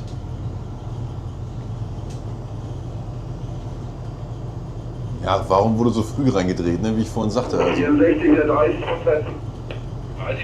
man hat im Hafenbecken schon ein bisschen Platz, aber es ist auch so, dass man sagt, so eine alte Regel, es ist schwieriger, alte Geschwindigkeit aus dem 64, Stopp. Schiff rauszuholen, als neue reinzubringen. Im Verhältnis kann man es ja mit dem Auto so sehen, man bremst ja auch lieber einmal mehr als einmal zu wenig. Und nun muss man sich vorstellen, das sind hier ein paar tausend Tonnen und der Lotse dirigiert hier 4 Schlepper, erklärt das nebenbei dem Kapitän. 17 Stopp. Also da, Stopp 17. der unterliegt schon ziemlich vielen Einflüssen und muss jetzt hoch konzentriert sein, um das auch so wirklich sauber abzuarbeiten, dass das Schiff hier auch sauber zum Liegen kommt. Ne? Also das ist mal nicht eben einfach so zu machen, muss man schon sagen, Hut ab. Also 66, bitte klar auf ab, ne? 66 steht auf klar. Okay.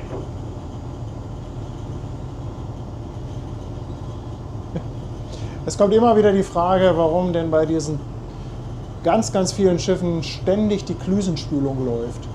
Das liegt daran, weil die bei vielen Schiffen mit dem Löschwassersystem gekoppelt ist. Also die spülen nicht tatsächlich die ganze Zeit den Anker. Kann natürlich auch sein, dass sie den Anker vielleicht spülen, aber viele Schiffe, da ist das gleiche Wassersystem wie das Löschwassersystem. Und Genau. ich habe mir sagen lassen, damit das in Bereitschaft ist, da nicht so viel Druck drauf ist, eine gewisse Entlüftung vorhanden ist, läuft oft die Klüsenspülung. Ist das so richtig? ja, erstens das und zweitens weißt du ja nicht, wie der Untergrund beschaffen ist, wo du ankerst. Das heißt, du willst ja auch deine Ankerkette, wenn es geht, relativ sauber in den Kettenkasten reinkriegen, weil den kannst du meistens lenzen.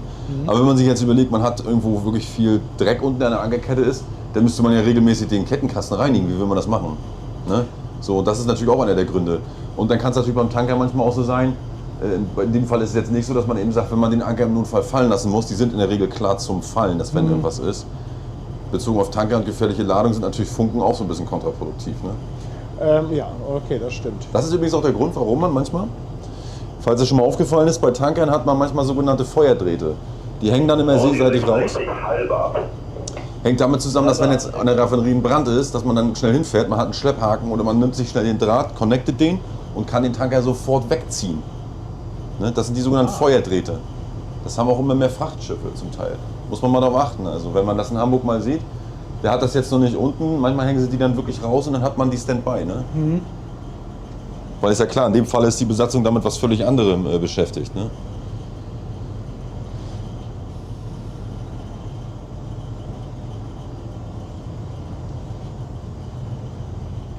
Ja, wie lange dauert eine Ausbildung zum Schlepperfahrer? Das ist also erstmal ja daran gekoppelt, dass man grundsätzlich eine mehrjährige Fahrenzeit braucht als Nautiker. Und da geht es ja nicht primär darum, dass man jetzt Hafenjobs fährt, die fährt ja meistens hier der Kapitän selber. Und dann muss man halt explizit auf die Antriebssysteme geschult, trainiert und ausgebildet werden. So, und 64 vorne, 30% ab, bitte. das liegt an jedem selbst. Da ist auch jeder ein anderer Typ, jeder ist anders affin dafür. Schlussendlich ist es egal, das Ergebnis zählt. Ne? Die Leute müssen nachher sicher damit umgehen können, sich auch sicher fühlen. Und dann kann man auch in jedem Revier mit seinem Fahrzeug entsprechend sicher arbeiten. Darum geht es eigentlich hauptsächlich.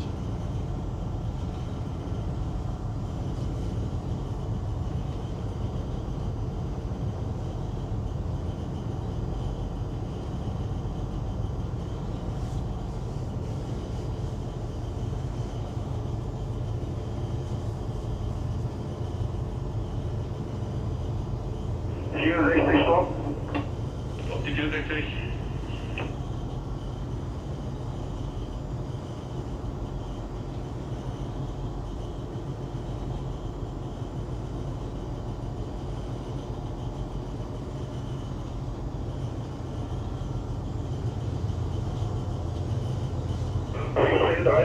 Druck. 30, die 17.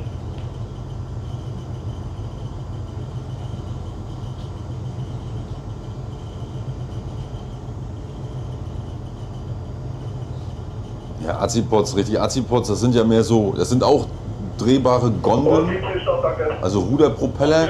Und die sind ein bisschen kleiner, das heißt dann halt nicht Azipod, das ist aber fast dasselbe Konzept. Ne? Also nicht dieselelektrisch, sondern es ist eben ganz normal über Unterwassergetriebe an eine Maschine gekoppelt. Und beim Void ist das anders. Ne? Der hat hier quasi Gestänge und hat quasi eine Turbokupplung. Halber ab die 66.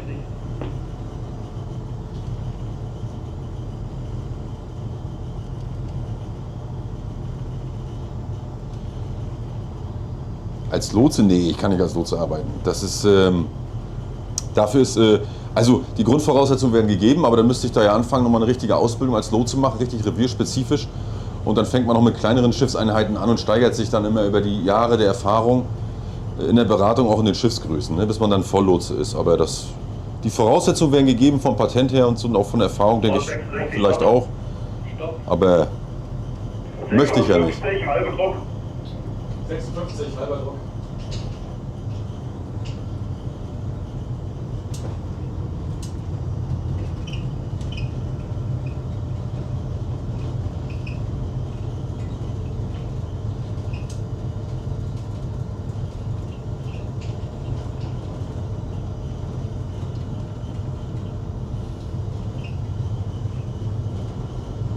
Jawohl. Ja, die letzten Meter dauern immer am längsten, ne? Ja, jetzt ist wirklich Präzisionsarbeit, ne? Weil der Tanker muss ja auch relativ gut positioniert werden, wegen den Anschlüssen, wegen den Manifolds.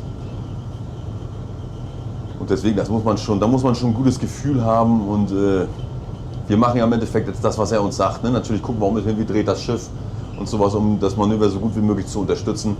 Aber schlussendlich, da oben in der Nock sieht man es auch. Ne? Da steht der Lotse mit seiner orangen Jacke, der Kapitän auch. Der Lotse dirigiert quasi die Schlepper, berichtet dem Kapitän, was er macht. Der Kapitän beobachtet das. Gleich melden sich noch Festmacher, dann muss der Lotse auch die so ein bisschen mit im Blick haben und natürlich, welche Anweisungen er an die Schlepper gegeben hat. Also wirklich eine Menge Einflüsse, die er da weiterzugeben hat. Ne?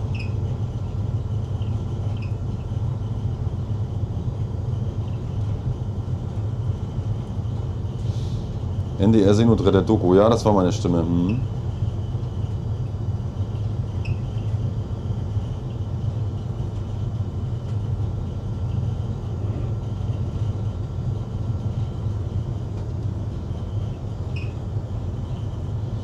Nee, also ich habe das noch nie erlebt, dass ein Lotse falsche Kommandos gibt und die Schlepper gegeneinander arbeiten. Nee, das habe ich noch nie erlebt.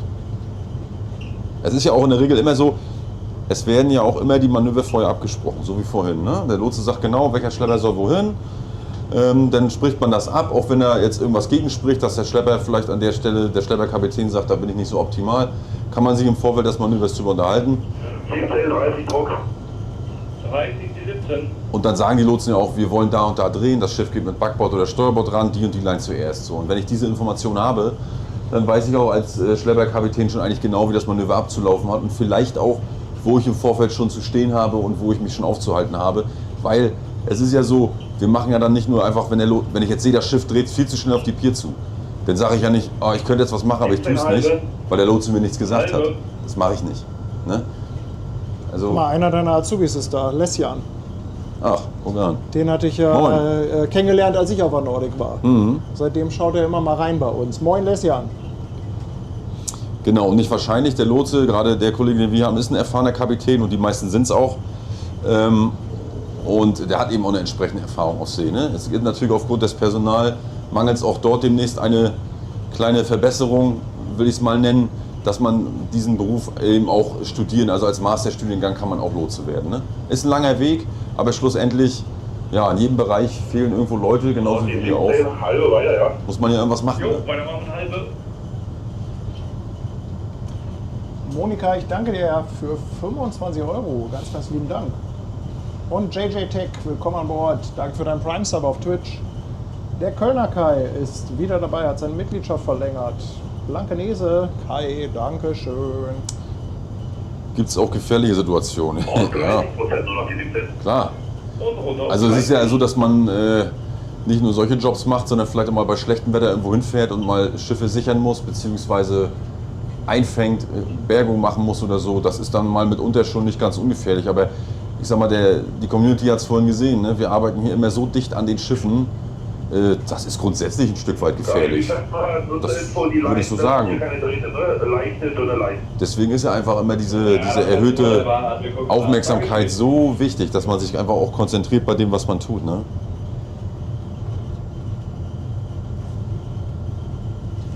56, 30%. 30%, die 56. Das ist eng zur Kaikante, genau. Deswegen gibt es hier nicht so viel Spielraum. Weil der Lotse natürlich auch mit bedenken muss, dass wir die Schlepper hier an der Seite haben und hier auch mitarbeiten. Also, ne, deswegen vorhin sah das so groß aus, ist ja genug Platz. Wie viele Meter mögen das sein? 15?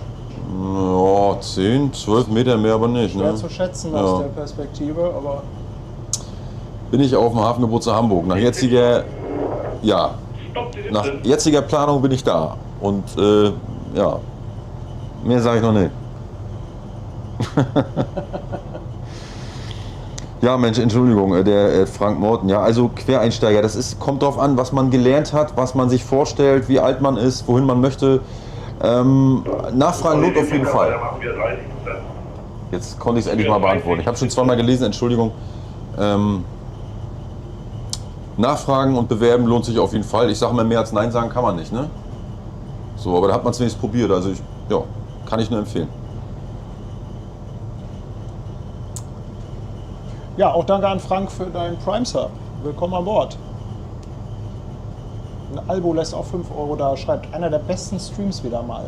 Führt ein Kapitän ein Fahrtenbuch? Ja, also das ist ein Schiffstagebuch, das führen wir ganz normal, wie jedes andere Seeschiff auch. Also wir müssen natürlich genau vermerken, wann wir wo was gemacht haben. Ne? Genauso jetzt so eine Jobs. Das ist natürlich, das eine hat einen administrativen Abrechnungshintergrund und das andere ist natürlich, dass wir auch verpflichtet sind, einfach gewisse Nachweise zu führen, wie jedes andere Seeschiff auch.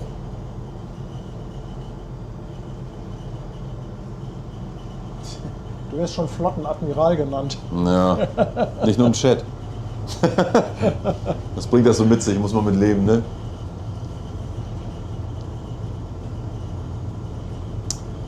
Ja, die NDR-Doku. Witzigerweise werde ich da echt sehr häufig drauf angesprochen. Also das hat, glaube ich, richtig Kreise gezogen. Schleppt ihr auch U-Boote? Ja. Stopp, Ja. 56. Ich habe auch schon mal ein U-Boot geschleppt. Das muss ich mal überlegen. Das war sogar hier in Rostock. Hier kam ein U-Boot rein. Das ist aber so, dass die ja aufgrund der Form würde man dann da kein Draht nehmen, weil dann würde man den ja wirklich kaputt schrapeln. Da haben wir dann eine hochfeste Kunststoffschleppleine genommen und haben den assistiert, ja.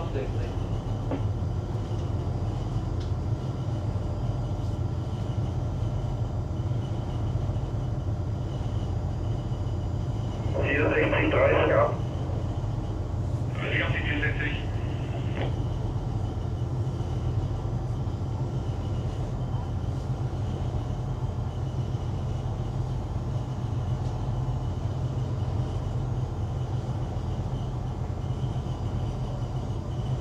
Ich hoffe, ihr habt auch meinen Film von der Nordic gesehen. Den findet ihr ja auch bei uns auf dem Kanal.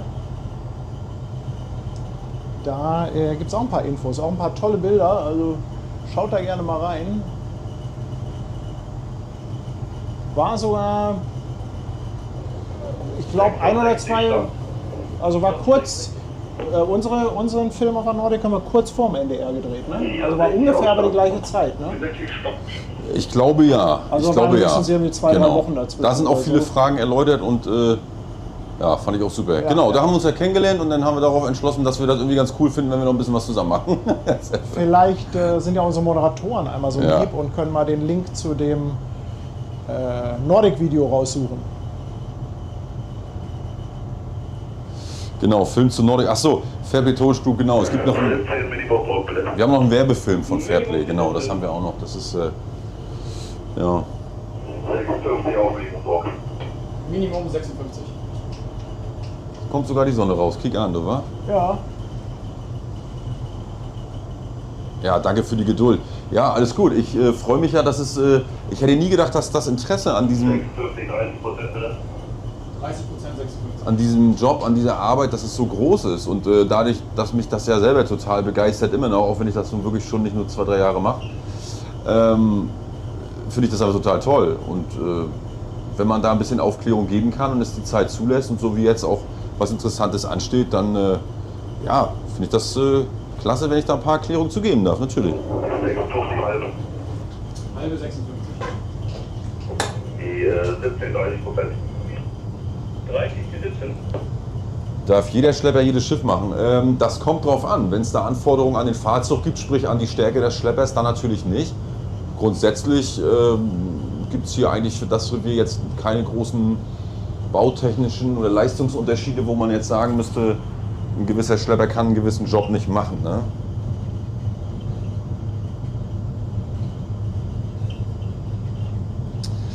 Wo kann man sich bewerben? Ja, also man kann sich einfach unter bewerbung@fairplay-towage.com, unsere Webseite ist ein bisschen überarbeitet, kann man sich einfach mal informieren. 50, 70% bitte. 70%, 56. Und dann kann man gerne dort einfach mal gucken, wer wir sind, was wir machen, was wir zu bieten haben und ja, was gerade steht, man müsste es auch den Kindern zeigen. Also ja, wir gehen ja auch an Schulen und machen da auch Werbung und versuchen da einfach auch präsent zu sein. Weil es ja so ist, dass selbst an der Küste hier man eigentlich wenig darum weiß, welche Aus- und Weiterbildungsmöglichkeiten man eigentlich hier überhaupt hat. Ne?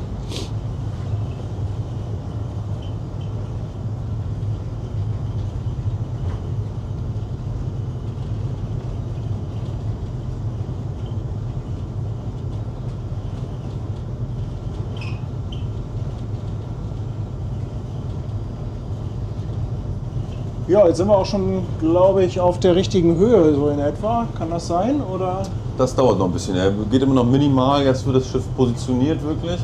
Und dann ist es ja so, dass man eigentlich versucht, wahrscheinlich wenn sie jetzt die Springs zuerst geben. Ne? Es gibt ja immer so Leinen, die im Spitzenwinkel von hinten nach vorne an die Pier gehen und von vorne nach hinten. Und dann gibt es ja Leinen, die wirklich von Achtern nach ganz weit hinten noch weiter gehen und auch nach vorne. Das ist dann so, man hat einmal Lines und Springs, wie ich erwähnt, und die Springs sind eigentlich dafür da, um die Voraus- und Zurückbewegung des Fahrzeuges zu behindern und die Vor- und Achterleine, um es an der Pier zu halten. Denn wenn man da oben diese Anschlüsse sieht, diese gelben, das sind ja die Manifolds und den bedient man sich ja auch, um das Schiff nachher zu löschen und dafür muss man natürlich einfach gucken, da kommt es manchmal wirklich schon auf ein paar Zentimeter drauf an. Ne? Das soll man gar nicht glauben, aber es ist so.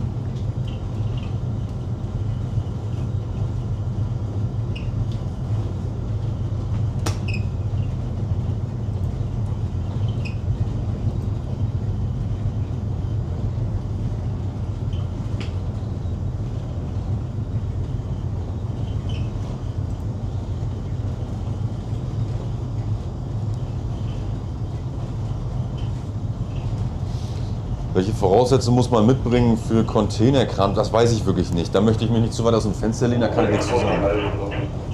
Halbe genug 56. Ja, lass mal so. Lass mal so. Geh mal 750, bisschen weniger Drehzahl. So, genau. Kannst du bei Steigerung 8 machen und dann. Ja, der Lotse ist mehrsprachig unterwegs. Mit uns spricht er Deutsch und mit dem Kapitän spricht er Englisch. Ne? Also, und er dirigiert Festmacher und natürlich 4 Schlepper. Also von daher, glaube ich, mehr braucht man dazu nicht sagen. Ne?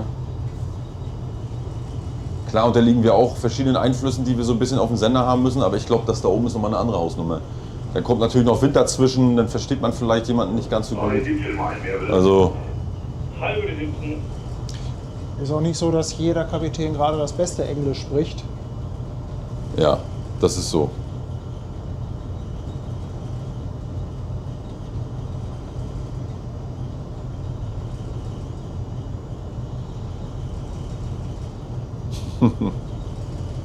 Das wäre witzig, mal zu lesen. So. Ja, Chat ist immer lustig.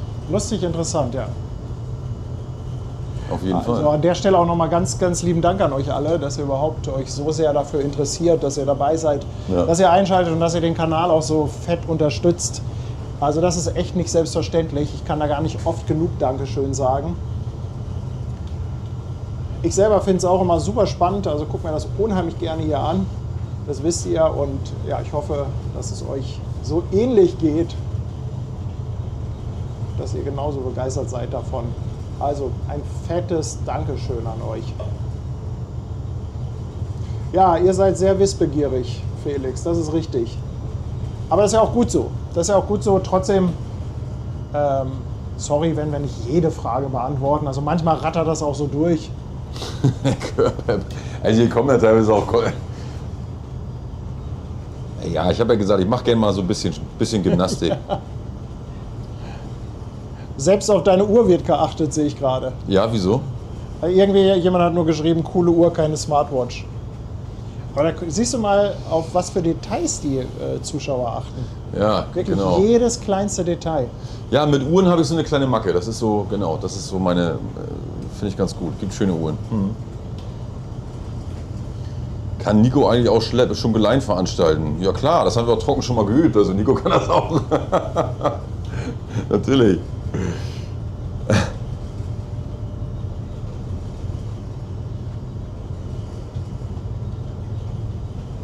Bei uns ist geheizt, ja. Also wenn hier nicht geheizt wäre, würde ich ja auch nicht kurzärmlich rumlaufen. Das kann ich nur so sagen. Ja. Also wenn man da oben in die Nok guckt, ne, in die Außenstände, wo der Lotse steht mit der orangen Jacke da und neben ihm der Kapitän, die sind schön dick angezogen, ne, müssen sie auch, weil da oben ist windig. Und der Wind hat auch ein bisschen zugenommen, wie man sieht jetzt. Ja, ja.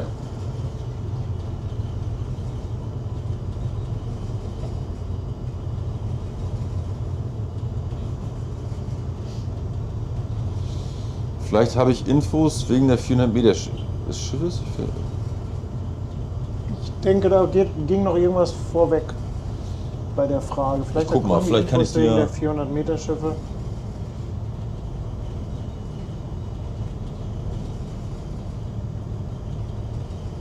Ja, muss ich mal gucken. Ja, wenn eine explizite Frage kommt, ich lese sie leider nicht, Entschuldigung. Dann kann man. Ja, sonst müsst ihr es nochmal schreiben. Ja, jetzt ist natürlich, guck mal, jetzt bist du noch Uhreninfluencer hier. Ist gleich die Frage, was für eine Uhr das ist.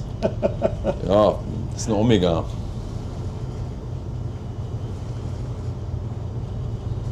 Habe ich schon ganz, ganz lange. Ich wollte immer mal so eine ganz tolle Uhr haben, auch wenn es nichts damit zu tun hat. Aber ich beantworte die Frage, weil ich ja sage, ich habe mich dafür interessiert. Das ist eine Automatikuhr und die werden ja so, wie sagt man, so steril gefertigt aus ganz, ganz verschiedenen hochwertigen Bauteilen. Und ja, die war natürlich ziemlich teuer, aber ich wollte irgendwann mal so eine Uhr haben, weil sowas kauft man sich eigentlich nur einmal im Leben. Ich habe die jetzt schon, glaube ich, 10 Jahre und die hat mich überall mit hin begleitet, war immer zuverlässig, läuft wie ein Schweizer Uhrwerk, was es ja auch ist, automatisch und 60 Stunden nach. Also es ist wirklich ganz toll.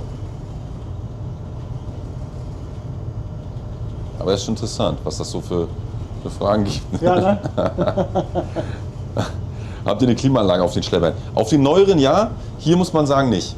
Also hier ist es wirklich so, man kann mit den Lüftern so einen Saugebetrieb einstellen, dass man dann ein bisschen die warme Luft aus den Ausbauten rauszieht, beziehungsweise mit der Einbindung ins Klimasystem von kleineren Klimageräten haut das eigentlich auch ganz gut hin. Da kann man sich nicht beschweren. Und auf den neueren Schleppern haben wir wirklich gute Klimaanlage. Bis zu welcher Windstärke können Schlepper arbeiten? Ja. 56 und 70, wir sind in Position, könnt ihr jeden fest eintragen.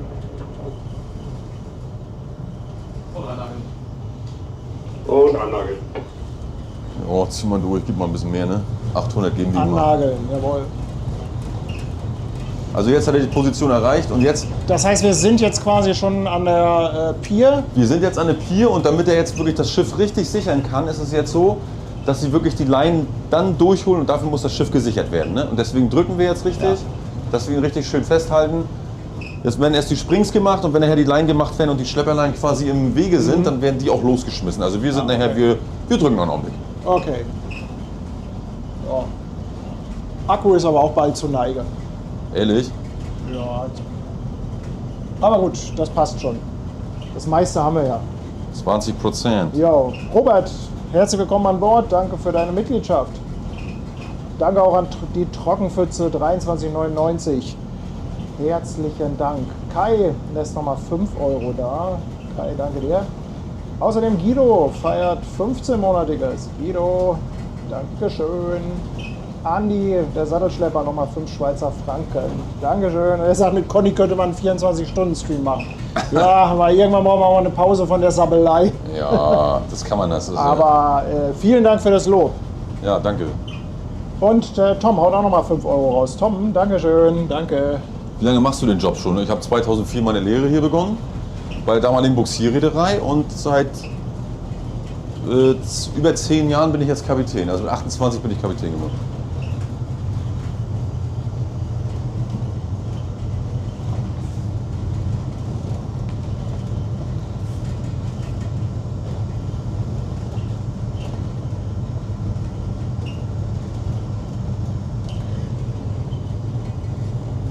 Genau, also um den Unterschied zu erklären, das ist natürlich aufgrund der Bunkerkapazität, der Bauweise, auch der Größe, das ist hier kein Hochseeschlepper. Ne? Das ist mehr oder weniger ein Hafenassistenzschlepper, man kann damit auch küstennah assistieren. Aber ich sag mal, weder die Drahtlänge, weder die Ausstattung lässt jetzt hier große, lange geplante Überseeverschleppung zu. Ne? Wenn man zum Beispiel da drüben guckt, so 64, da sieht man, der hat den Draht von der oberen Winde. Ne? Und da unter ist noch eine Winde. Die ist quasi im sogenannten Wasserfallprinzip angeordnet, also schräg untereinander. Hat ja damit zu tun, dass man von oben eigentlich fast dazu neigen möchte, auf beide Winden zu gucken, weil der Schlepperkapitän muss auch seine Leine im Blick haben. Ne? So, das heißt, er hat auf der unteren Winde hat er noch mehr Draht drauf und ist quasi somit auch in der Lage, etwas mehr Draht zu stecken und auch etwas über See zu schleppen. Er hat auch eine andere Ausrüstung, ist auch größer, hat insgesamt 6 Kammern und ein bisschen mehr Power. Man war sogar damals vor etlichen Jahren mit den Schleppern 64, 66 mal in Kanada. Oh. Drüben, ja. Da ist man aber eine Weile unterwegs, oder? Da ist man eine Weile unterwegs, ganz Schlepper genau. sind ja meistens nicht so auf die hohen Geschwindigkeiten ausgelegt. Ob ich mal Barkasse gefahren bin? Nee, bin ich nicht. Ich sage mir gerne, ich bin Fachidiot. Ich bin Schlepper gefahren. Also gut, ne? Sowas wie Nordic hat ja 2 Schrauben, das ist ja dann was anderes, ähnlich wie ein normales, ein größeres Schiff, der ist ja fast 80 Meter. Ne? Und ich habe auch mal andere Fahrzeuge gefahren, so mit Jetantrieb oder auch mal Probefahrt gemacht mit anderen Fahrzeugen, das habe ich auch schon mal. Aber ansonsten bin ich eigentlich ein reiner Schlepperfahrer. Ich will mal gleich was probieren, ob ich das hier hinkriege. Anschließend? Ja, ich muss dafür nur hier so einen Adapter dazwischen machen, damit wir gleich weiter Mikrofon haben. Ich habe das ehrlich gesagt noch nie ausprobiert mit dem Handy. Aber ist auf jeden Fall mal ein Versuch wert, damit wir noch ein bisschen Strom haben. Soll ich dir was helfen? Nee, ich muss jetzt nur einmal gleich den Ton, das Mikro einmal rausziehen. Ja. Das heißt, ihr bekommt jetzt gleich einmal ganz furchtbaren, gruseligen Ton. Ich stelle das mal einmal kurz hier ab und dann stecke ich mal um. Also Achtung, jetzt wird Ton ganz furchtbar.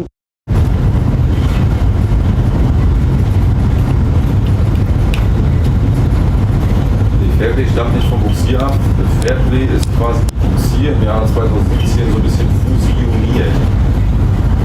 Im Zuge der ganzen Globalisierung und allem, glaube ich, war das auch mit das Beste.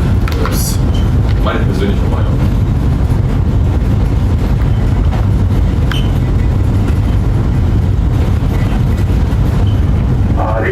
mal hier achtern, wenn die zweite Spring dann auf Lose ist und dann die andere drunter ziehen und die dann drüber Nee, legen. das geht nicht. Oh, oh, oh. Danke. Was du sonst in der Tasche stecken, geht auch nicht, wa? Nee, ich habe zu viel Gewicht hier drauf. Ich muss das mal gleich etwas abstützen. Ja, genau so. Vielen Dank. So. Und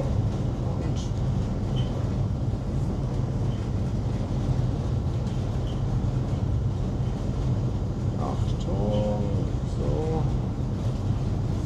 Wie groß ist der Tag? Ah, der hört noch nicht, ne? Ich glaube, jetzt habe ich's.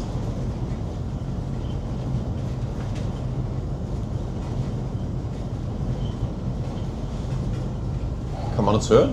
Ich glaube, man kann uns hören wieder über das normale Mikro und ich glaube, wir haben jetzt auch Strom. Ich hoffe, es ist jetzt nicht zu viel Gewicht auf der Seite vom Gimbal. Kann sein, dass der Gimbal gleich mal wegknickt, dann muss ich den wieder einfangen. Ich Ja. glaube, das ist das kleinste Übel. Aber man kann uns hören. Sie hören, haben Sie gesagt. Ja, was Ja. heißt, ich habe da Informationen zu? Nee. CMA-CGM Benjamin Franklin ist ein 400-Meter-Schiff, genau, und wurde von 3 Schleppern assistiert. Also einer vorne an der Achtern und einer an der Springklöße, um das Schiff quasi durch den Stromschnitt zu ziehen. Wann sehen wir dich mal mehrere Tage mit mir auf dem Schlepper? Junge, wa?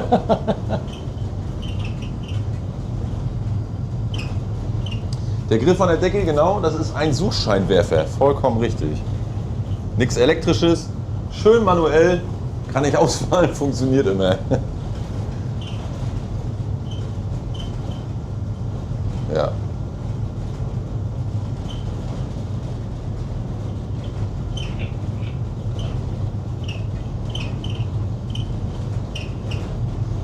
Verbaut im Funke, in dem Schiff haben wir 2 Funkgeräte, wir haben aber auch noch 2 Notfunkgeräte und noch 2 Hand-UKW-Funkgeräte. Also wir haben mehr als genug Backup sozusagen. Und dauerhaft auf dem Schlepper sind eigentlich immer 3 Mann, die sich ablösen. Ne? Ein Kapitän, ein technischer Leiter der Maschinenanlage und ein Schiffsmechaniker. Also in dem Fall jetzt sind wir zu 4, weil wir mit Nico Antriebstraining gemacht haben, wie wir eingehend besprochen hatten.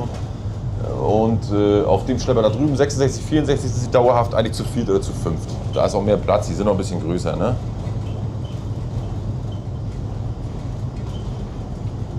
In Rostock gibt es eine Bunkerstation, ja, aber wir werden meistens mit Tankwagen bebunkert an einem ganz bestimmten Liegeplatz. Dort fährt man dann hin, das meldet man an beim Hafenamt. Dann wird man mit der bestellten Menge bebunkert und dann ist man auch wieder fertig. Und wir haben jetzt noch ungefähr so knappe 38.000 drin und bunkern immer so für die Assistenz bei dieser Schleppergröße nicht unmittelbar mehr als 60.000, weil dann wird der Schlepper näher zu schwerfällig, auch für die Assistenz. Ne? Man will ja noch relativ beweglich sein.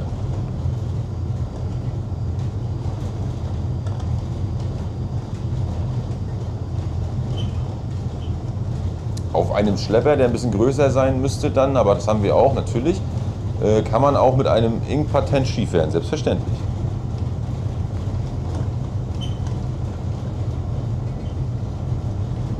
Ich war damals auch vor Ort, ja.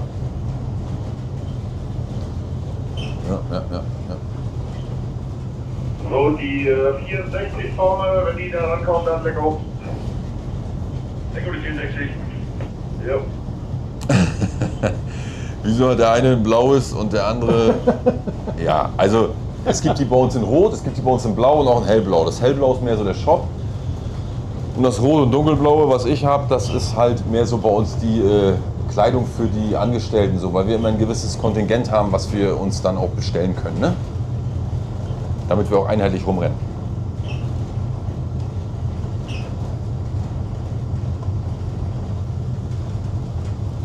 Genau, jetzt sieht man, Fairplay 64 wird losgeschmissen. Ja, ihr Lieben, wir haben gerade so ein bisschen Mobilfunk-Engpass hier. Es kann sein, dass es ein klein bisschen ruckelt bei euch. Ich hoffe, das funktioniert trotzdem. Aber wir sind jetzt hier wahrscheinlich gut abgeschirmt von dem ganzen Stahl.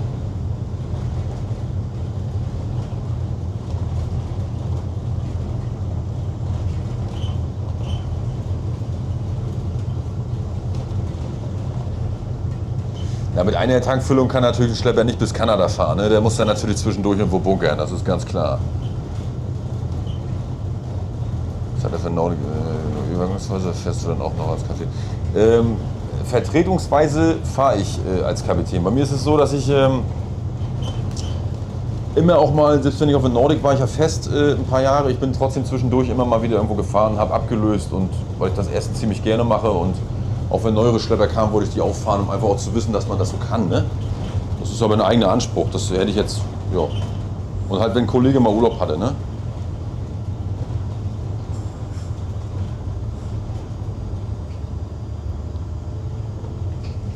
Genau. Super.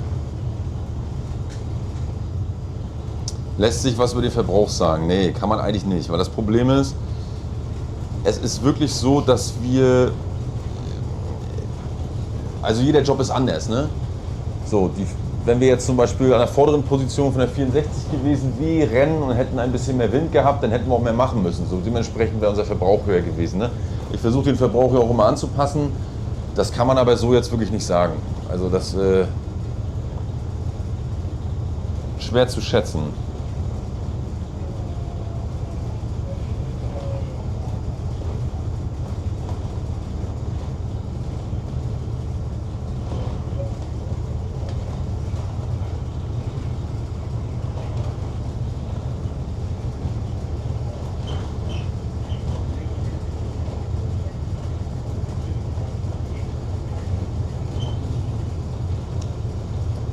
So, die 64 scheint los zu sein. Ja.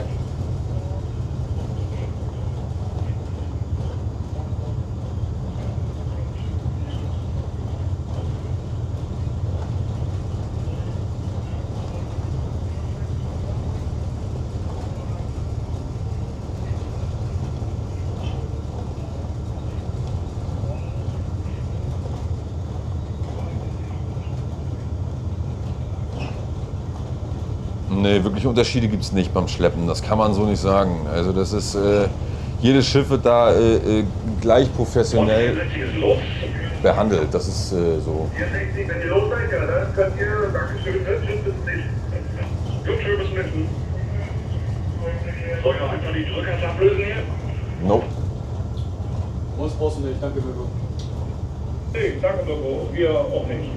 Für alle Kollegen, die jetzt schon rüber wollen nach Liegeplatz 36, die 17 würde nachher gerne Liegeplatz, also den südlichsten nehmen, oder 6 und 7.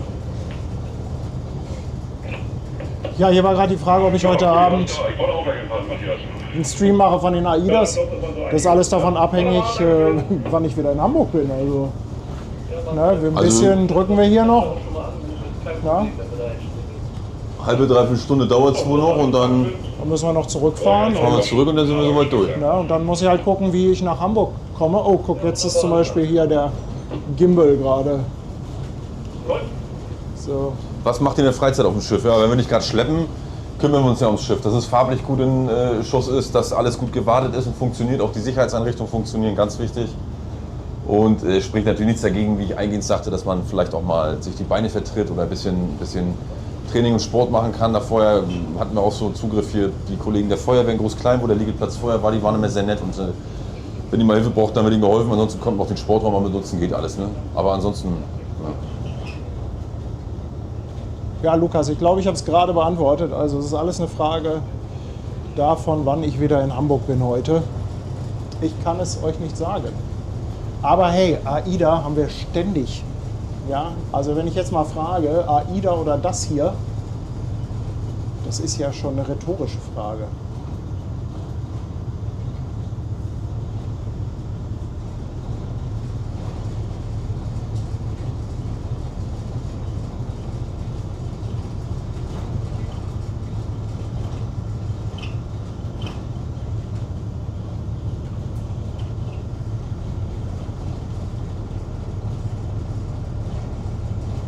nee, Deckheizung haben wir nicht. Also das haben die Lotsenboote, ja, aber das haben wir nicht.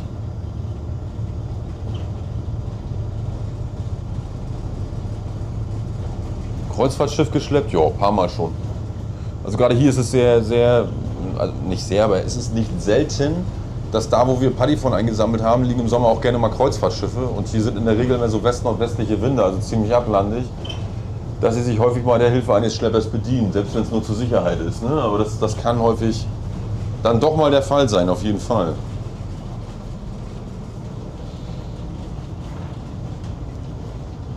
So, Tom, danke an dich für 5 Euro. Danke für die Unterstützung. Kiekel ist seit 12 Monaten dabei. Dankeschön für ein Jahr. Dann haben wir den Stefan, der feiert ein 9-monatiges. Dankeschön. Und Empel34 verlängert das Abo auf Twitch. Danke für deinen Sub. Ebenfalls ein Jahr dabei. Der Freddy. Dankeschön. Er sagt, Conny, cooler Stream mit Conny, viel besser als AIDA. Ja. Besser, schlechter ist ja immer relativ. Jeder hat da unterschiedliche Vorlieben, aber es ist halt so, AIDA können wir fast nahezu täglich haben in Hamburg. Und ich kann halt auch nicht an allen Orten gleichzeitig sein.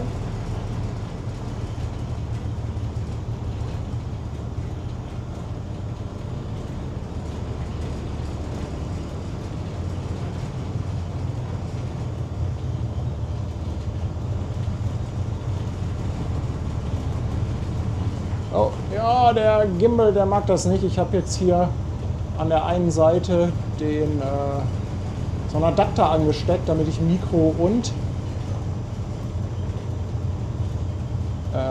oh nee, der ist auch schon ganz warm. Damit ich Mikro und Ladekabel anstecken kann. Aber das Gute ist, wir sind ja eh weitestgehend mit dem Stream durch.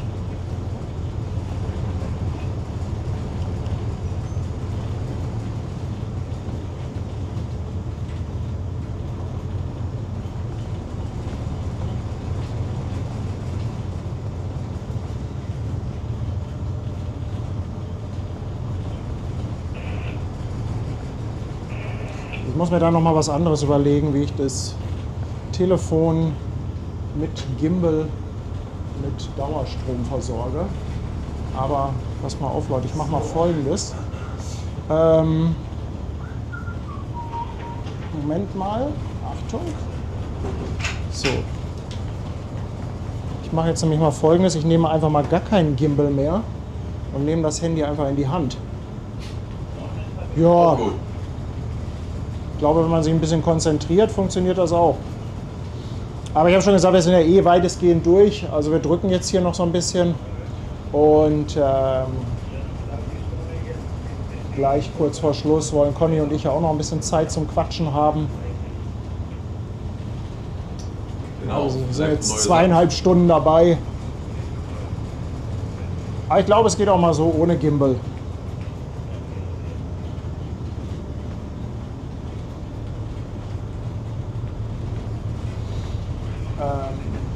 Das ist einfach ein iPhone, mit dem ich hier filme. Was mache ich, wenn ich zu Hause bin? Ja, wenn ich dann zu Hause bin. Nee, denn ach. Ich kümmere mich so ein bisschen um meine Zweitätigkeit und ansonsten habe ich ja auch eine Tochter, die mich ganz gerne mal sieht und eine Partnerin und ansonsten mache ich halt immer mal so ein bisschen Sport, ne? Septo, das Problem ist, bei MagSafe wird das iPhone einfach zu warm. Also wenn du streamst mit 1080p 60 und dann auch gleichzeitig noch Was lädst. kostet eine Schlepperstunde? Ja, das ist unterschiedlich, aber das ist auch vertragsmäßig abhängig. Das, ja, sage ich halt, glaube ich, jetzt hier. Ich weiß es erstens nicht zu 100%, deswegen möchte ich nichts sagen und ich glaube, das hat ja jetzt hier auch nicht wirklich was zu suchen. Da bitte ich um Verständnis.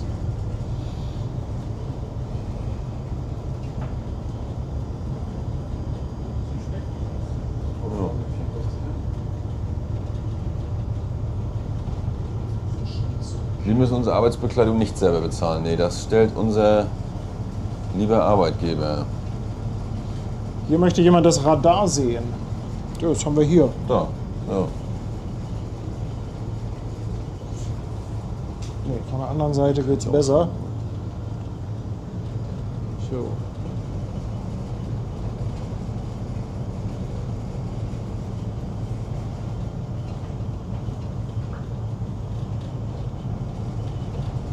Wurde ich schon mal seekrank? Ja klar, wer wurde das nicht? Welcher Seemann wurde nicht schon mal seekrank? Die wenigsten kennen das gar nicht, aber in der Regel, man wird auch schon mal seekrank, ja. No. Gut, machen wir das. Macht mal. Könnt schon schnappeln, ne? Musst du nicht warten auf mich. Musst du nicht warten auf mich.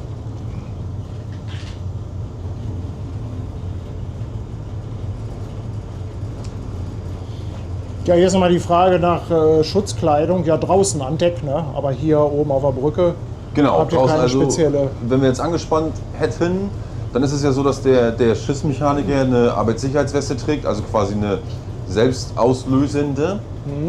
Er hat natürlich Sicherheitsschuhe an, Arm- und Beinbedeckende Kleidung und natürlich auch einen Sicherheitshelm, ne? Das ist ganz klar, das muss man. Und ich sag mal, wenn wir normale Arbeiten an Deck durchführen, dann haben wir natürlich auch immer Schuhe mit Stahlkappe und Handschuhe. Aber da sind wir in der glücklichen Lage, dass unser Arbeitgeber uns das alles stellt. Also wir brauchen uns das jetzt nicht selber kaufen. Ne?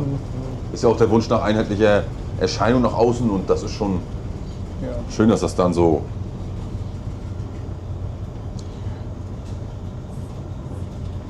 Kullerbürste, danke nochmal für 2 Euro und Peer, herzlichen Dank für eine verschenkte Mitgliedschaft. Und die Ledersau, wow, wow, wow, 50 Euro nochmal. Bitte die 50 Euro aufteilen. 20 für einen neuen Schirm, der vom LKW platt gemacht wurde und der Rest für Fischbrötchen. Für die gesamte Crew. Ach, herzlichen Dank. Herzlichen Dank, Mensch. Queen Mary getroffen. Ich habe die sogar schon mal ausgedockt. Das ist ein paar Jahre her. Das war im Trockendock, Dock Albe 17. Da machen ja 3 Schlepper immer das Docktor weg. Und wir sind dann nach ganz vorne durchgefahren und haben den quasi rausassistiert. Der war zum Werftaufenthalt dann da. Das haben wir mockt, ja. Wie man so schön sagt. Ja. Hier hat sich jetzt auch schon so eine kleine Hexenkessel gebildet, ne? Jetzt sieht man nochmal, was ich von meinte, ne? Wir haben jetzt so durch dieses Düsenwasser, da hinten sieht man, das alles ist ein bisschen in Bewegung. fast die gleiche Leistung, aber man sieht, das ist alles ein bisschen gerichteter, düsenmäßiger. Wir haben mehr so einen Flächenstrom, ne, der sich ein bisschen verteilt. Aber dann weiß man auch, wenn es jetzt alles eng wäre und man irgendwo zu viel Schraubenwasser macht, hat man einen sogenannten Resonanzstrom, ne, der auch wieder zurückkommt. Und das muss man sich halt bei gewissen Manövern wirklich bewusst sein, ne?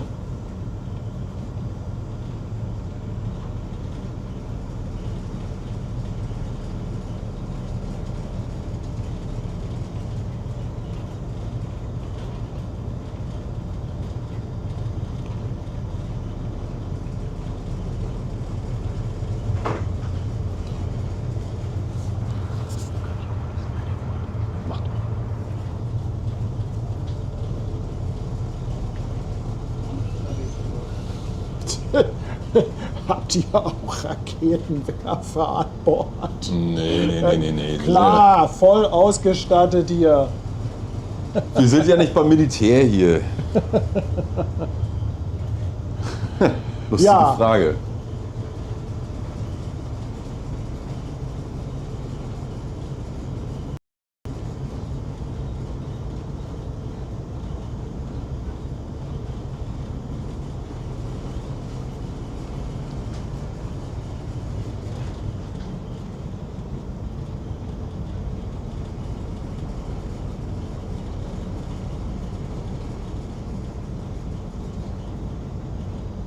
Ja, Conny, was meinst du? Also wir warten ja jetzt hier nur noch. Ich glaube, wir haben das meiste wirklich beantwortet.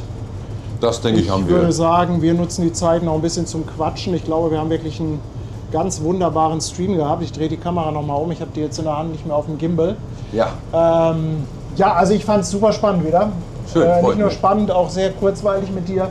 Sehr unterhaltsam, aber natürlich auch mega informativ. Und ich glaube, Sehr gerne. da kann ich auch für alle Zuschauer im Chat sprechen. Also vielen, vielen Dank für euch alle, dass ihr eingeschaltet habt, dass ihr Super. wieder dabei wart. Also es war echt von der Resonanz sensationell, aber natürlich auch ganz, ganz dickes Dankeschön, dass ihr den Kanal wieder so kräftig unterstützt habt. Vielen Dank für die vielen, vielen Spenden, für die Mitgliedschaften, für die Bits und für die Subs. Und natürlich auch ein dickes Dankeschön an unsere Moderatoren, die hier auf dem Samstagmorgen schon wieder unterstützt haben. In diesem Sinne, ihr Lieben. Bis bald. Ich würde sagen, bis bald. Ja, ob es heute Abend Stream gibt, ich sag mal, lasst euch einfach überraschen. Also, macht's gut. Ein schönes Wochenende euch allen. Ahoi. Tschüss. Bis denn.